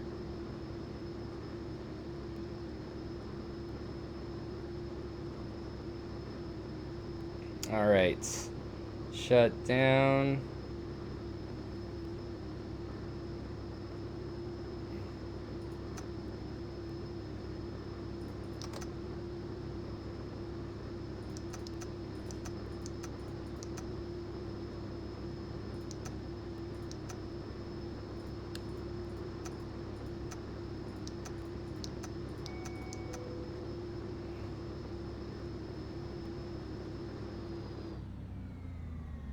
Oh, you don't even realize it's running until you turn it off. Mm-hmm. Mm-hmm. Nice. All right, cool. And then battery. All right, guys. Well, thank you for joining Kate and myself tonight on this stream flight from Hawthorne to Oakland. And if you're a little late to the stream, we're going to wrap it up right here. But if you're a little late to the stream, feel free to watch this video and get bit more of the for-flight orientation that we went through beforehand and actually putting this flight together. The procedures, like terminal procedures, putting the flight plan in, looking at the standard weather briefing. We really went through it, and it was really awesome. These capabilities of for-flight are really great. And maybe one of these nights we'll get Katie to fly. Katie's good. And yeah, you guys are great. It's awesome to feel better and to be back in the stream, be back on Twitch. I really missed you guys. And I'm going to be out tomorrow, but then I'm going to try and come back on Friday for some stream. Maybe we'll be on tonight, maybe for some video games. I don't know. It depends. Yeah. Any farewells? Happy Thanksgiving! Happy Thanksgiving! We're gonna do something fun tomorrow. Yeah, we got some Universal Studios. We're gonna party it up. Dude, we're gonna get a churro. We're gonna get 2 churros. We're gonna get 2 churros, and maybe she'll let me have some of both of those. Maybe not. Nice, Howie. Yeah. I just dropped my turkey. Oh, in the brine. That's what's up, dude. Gobble gobble, dude. You guys are awesome, man. Advantage of let's see here. Why does the plane have 2 transponders? Were they on sale? Yeah, there was a buy one get one half off, dude, I guess. Ooh, he's gonna smoke his turkey. Dang, no shit, dude. That's what's up. That is what's up. Yeah. We'll be there around like 3. No? For his smoke. Oh, yeah, no, we'll be at his house around 3. Yeah. Yeah, no, totally, dude. We'll be there. We're actually going to leave early. Yeah, no, exactly. Right? And Howie's like, do you even know where I live? And the answer is no, but we'll find you. Bummer. We will find you. I don't live in... dude, for a smoked turkey? Who cares? We're in Southern California. All right, guys. So, yeah, thanks again. We'll see you soon. See ya!